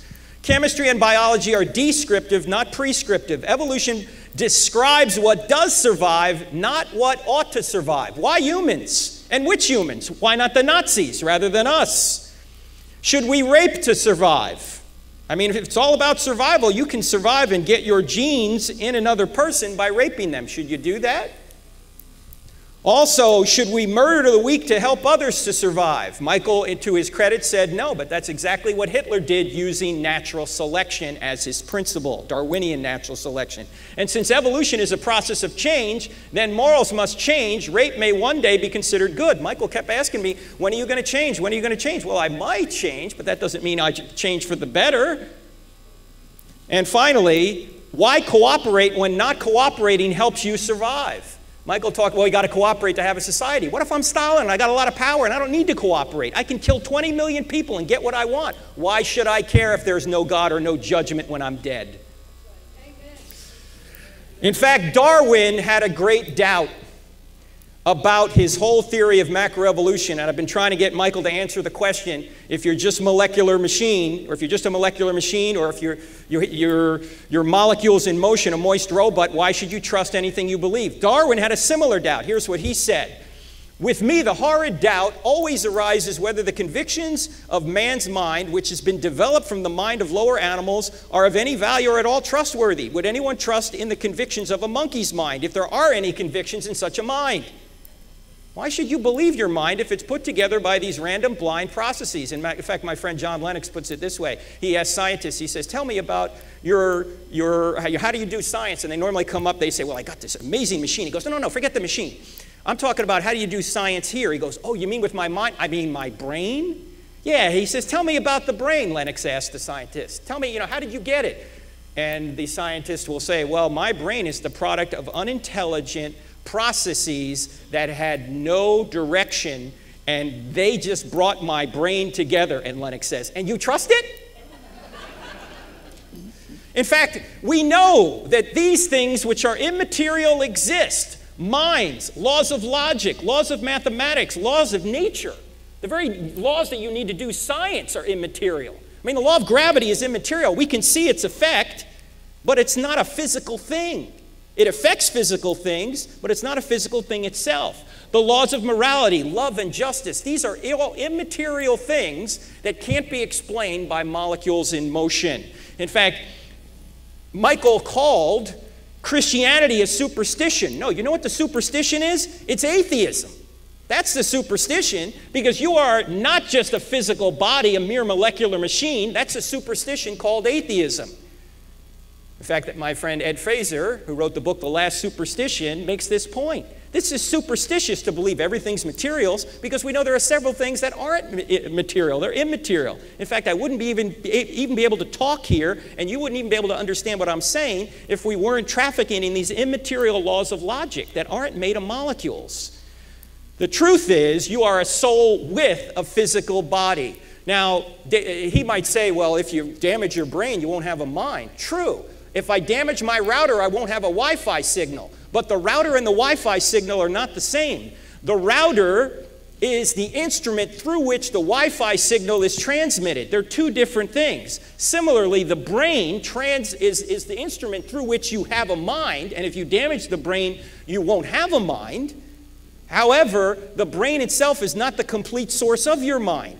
There's somebody holding all this together, what all men know to be God. And it might be of interest to you that one day we will have a reconstituted body and brain in the resurrection body. So to sum it up, objective morality requires a map. It requires a moral standard outside of us. And when I say objective moral standard, I'm saying that's in God's nature. Michael hinted at what's called the Euthyphro dilemma. Does God look at another standard? In that case, he's not God, or he's unnecessary. Or does God arbitrarily make things up? If that's the case, then he's arbitrary. Well, no, God is the standard. There's not something beyond him, and he doesn't invent things. He is the standard. And so rules come from whose, not its. And God is the right answer. Now, last thing before I go. It's interesting when I go to college campuses. So I just have like two minutes here. Chris, is that okay? 2 minutes here? Is that okay? You actually have 3. Okay, I actually have 3. Okay. When I go to college campuses, I'll often ask atheists, if Christianity were true, would you become a Christian? And on several occasions, they'll say, no! And I'll go, no. How's that reasonable? How's that rational? It's not. The problem isn't here for many people. Quite frequently, the problem is here.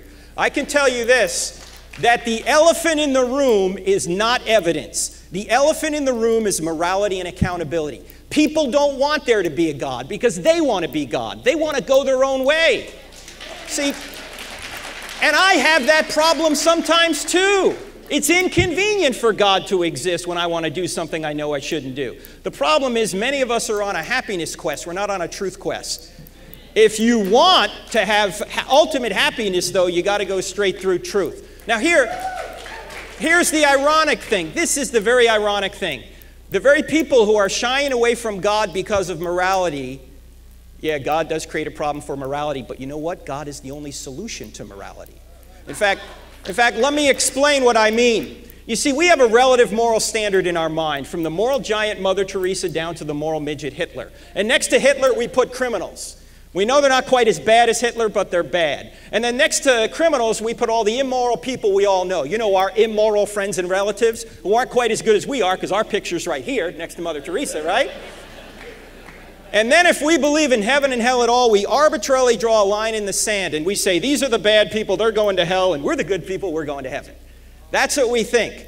That's not the way the moral universe really works. No matter what moral standard we have, Michael and I may have different moral standards in certain areas, we can all admit we haven't lived up to it.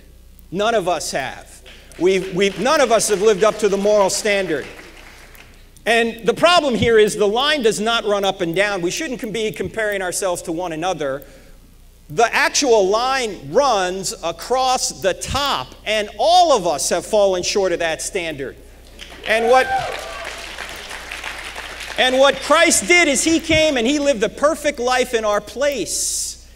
He's the perfect human being who took all of the punishment on himself, so all we need to do is trust in him, and his sacrifice will cover our sins. Michael had a funny way of putting that, but that's not the way it actually works. Jesus is a second person in the Trinity, and he has a human nature. His human nature isn't God, his divine nature is God. And when he comes to earth, he comes as the perfect human who takes his punishment on himself. If God doesn't punish sin, he's not just, he's not the standard of justice. And so he has to punish sin, and he chooses to find himself or to punish himself for us. You can't get a better moral than that. You sacrifice yourself for somebody else.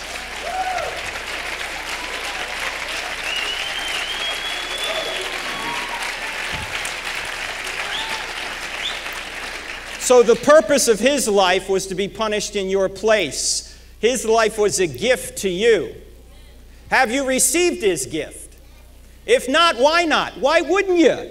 It's free. You go, I don't want to stop doing what I'm doing. Guess what? You don't have to. Because God will change you once you come to him. I'm sorry, time is up. Dr. Michael Shermer, you have 10 minutes. Thank you for cheering, but I have a challenge for you Christians. If you are a Christian, does anyone really know it? I mean, if they were to drag you into a courtroom like they do in Pakistan right now and try and convict you of being a Christian, would you be convicted or would you be acquitted? Hey man, there's not enough evidence here, let this person go. If that's the case for you, you may want to reconsider how you've been living. The least we can do after what he's done for us is stand up for him. All right, Dr. Michael Shermer, please.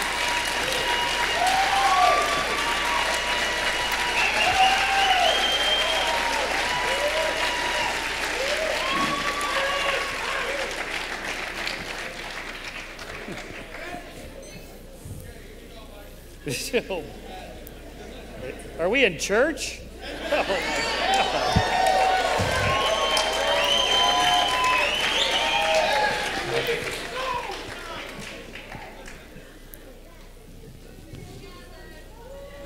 I understand from my Twitter feed that there's the free thinkers of Stony Brook are here. Thank you.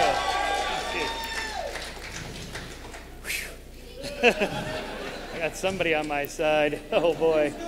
But hey, follow him to his car, please. I used to be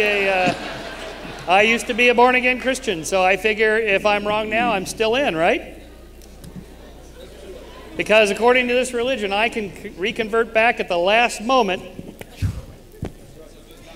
Well, except I don't think I would do that for several reasons. One is what I mentioned before, is that the hubris of thinking that of the tens of thousands of religions and thousands of gods that people have believed in over the last 10,000 years, what are the chances that I, as a Christian, got the right one and everybody else is wrong? Historically, humans have found themselves to be egocentrically self-centered, thinking, of course I'm right, and all those other people are wrong, and it almost always turns out they were wrong. So to err is to be human, and that's the case. And that's the least of it. The problem of evil is a huge one. I'm not just talking about why did God allow the Holocaust or genocides, because you would say that's human free will. What about childhood cancer? Why should thousands, tens of thousands of infants, little children die of leukemia and other horrible diseases, not to mention what it does to the families who love them? Why would a good God allow that? What is the answer to that? Other than we're told, well, God works in mysterious ways. Well, it'd be nice if he worked in less mysterious ways and did something about it. But he doesn't, so it's up to us. It's always up to us. It's up to you. It's up to me to make the world a better place. Not to turn to some other supernatural force that may or may not come. Not to give up what we have now in hope of some blissful state in some other place. Here and now is what counts. Now is when you should be trying to do something to make the world a better place.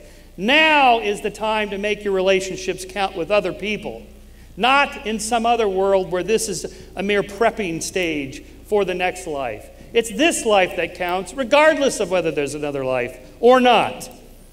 And historically, this is what has driven the moral arc forward, expanding the moral sphere to include more people into our moral considerations. That is what has driven change. You and I, individuals standing up and saying, we're not going to put up with this anymore. We demand the same rights as everybody else. I don't care what your religion is. This is what's right and fair. That's how it matters. That's what makes a difference. Not in some other life, but here and now. Who makes the rules? We make the rules. What did you say? The eternal referent is what we make of it. It's our rules. It's always been up to us.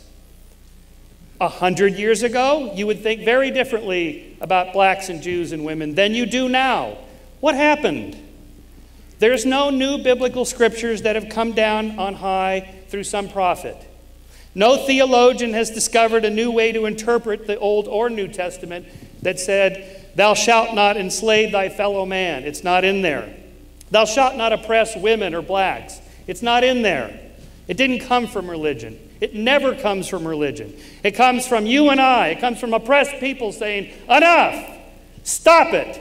I'm going to fight back. And then the people surrounding them start to take on the cause. And then it changes, and then it happens, and then religions get on board and go, you know what, that's a good idea. That's how it happens. It's up to you and I. So let me end with the great Dr. Martin Luther King Jr., who I started with, who is the inspiration for my book and my hero. He said, the great burden of life is to always try to keep that higher self in command. And every time that old lower self acts up and tells us to do wrong, let us allow the higher self to tell us that we were made for the stars, created for the everlasting, born for eternity. Well, we are in fact made from the stars. Our atoms were forged in the interiors of ancient stars that ended their lives in spectacular paroxysms of supernova explosions that dispersed those atoms into space, where they coalesced into new solar systems with planets, life, and sentient beings capable of such sublime knowledge and moral wisdom. We are stardust. We are golden. We are billion-year-old carbon. Morality is something that carbon atoms can embody, given 1 billion years of evolution, the moral arc. Thank you.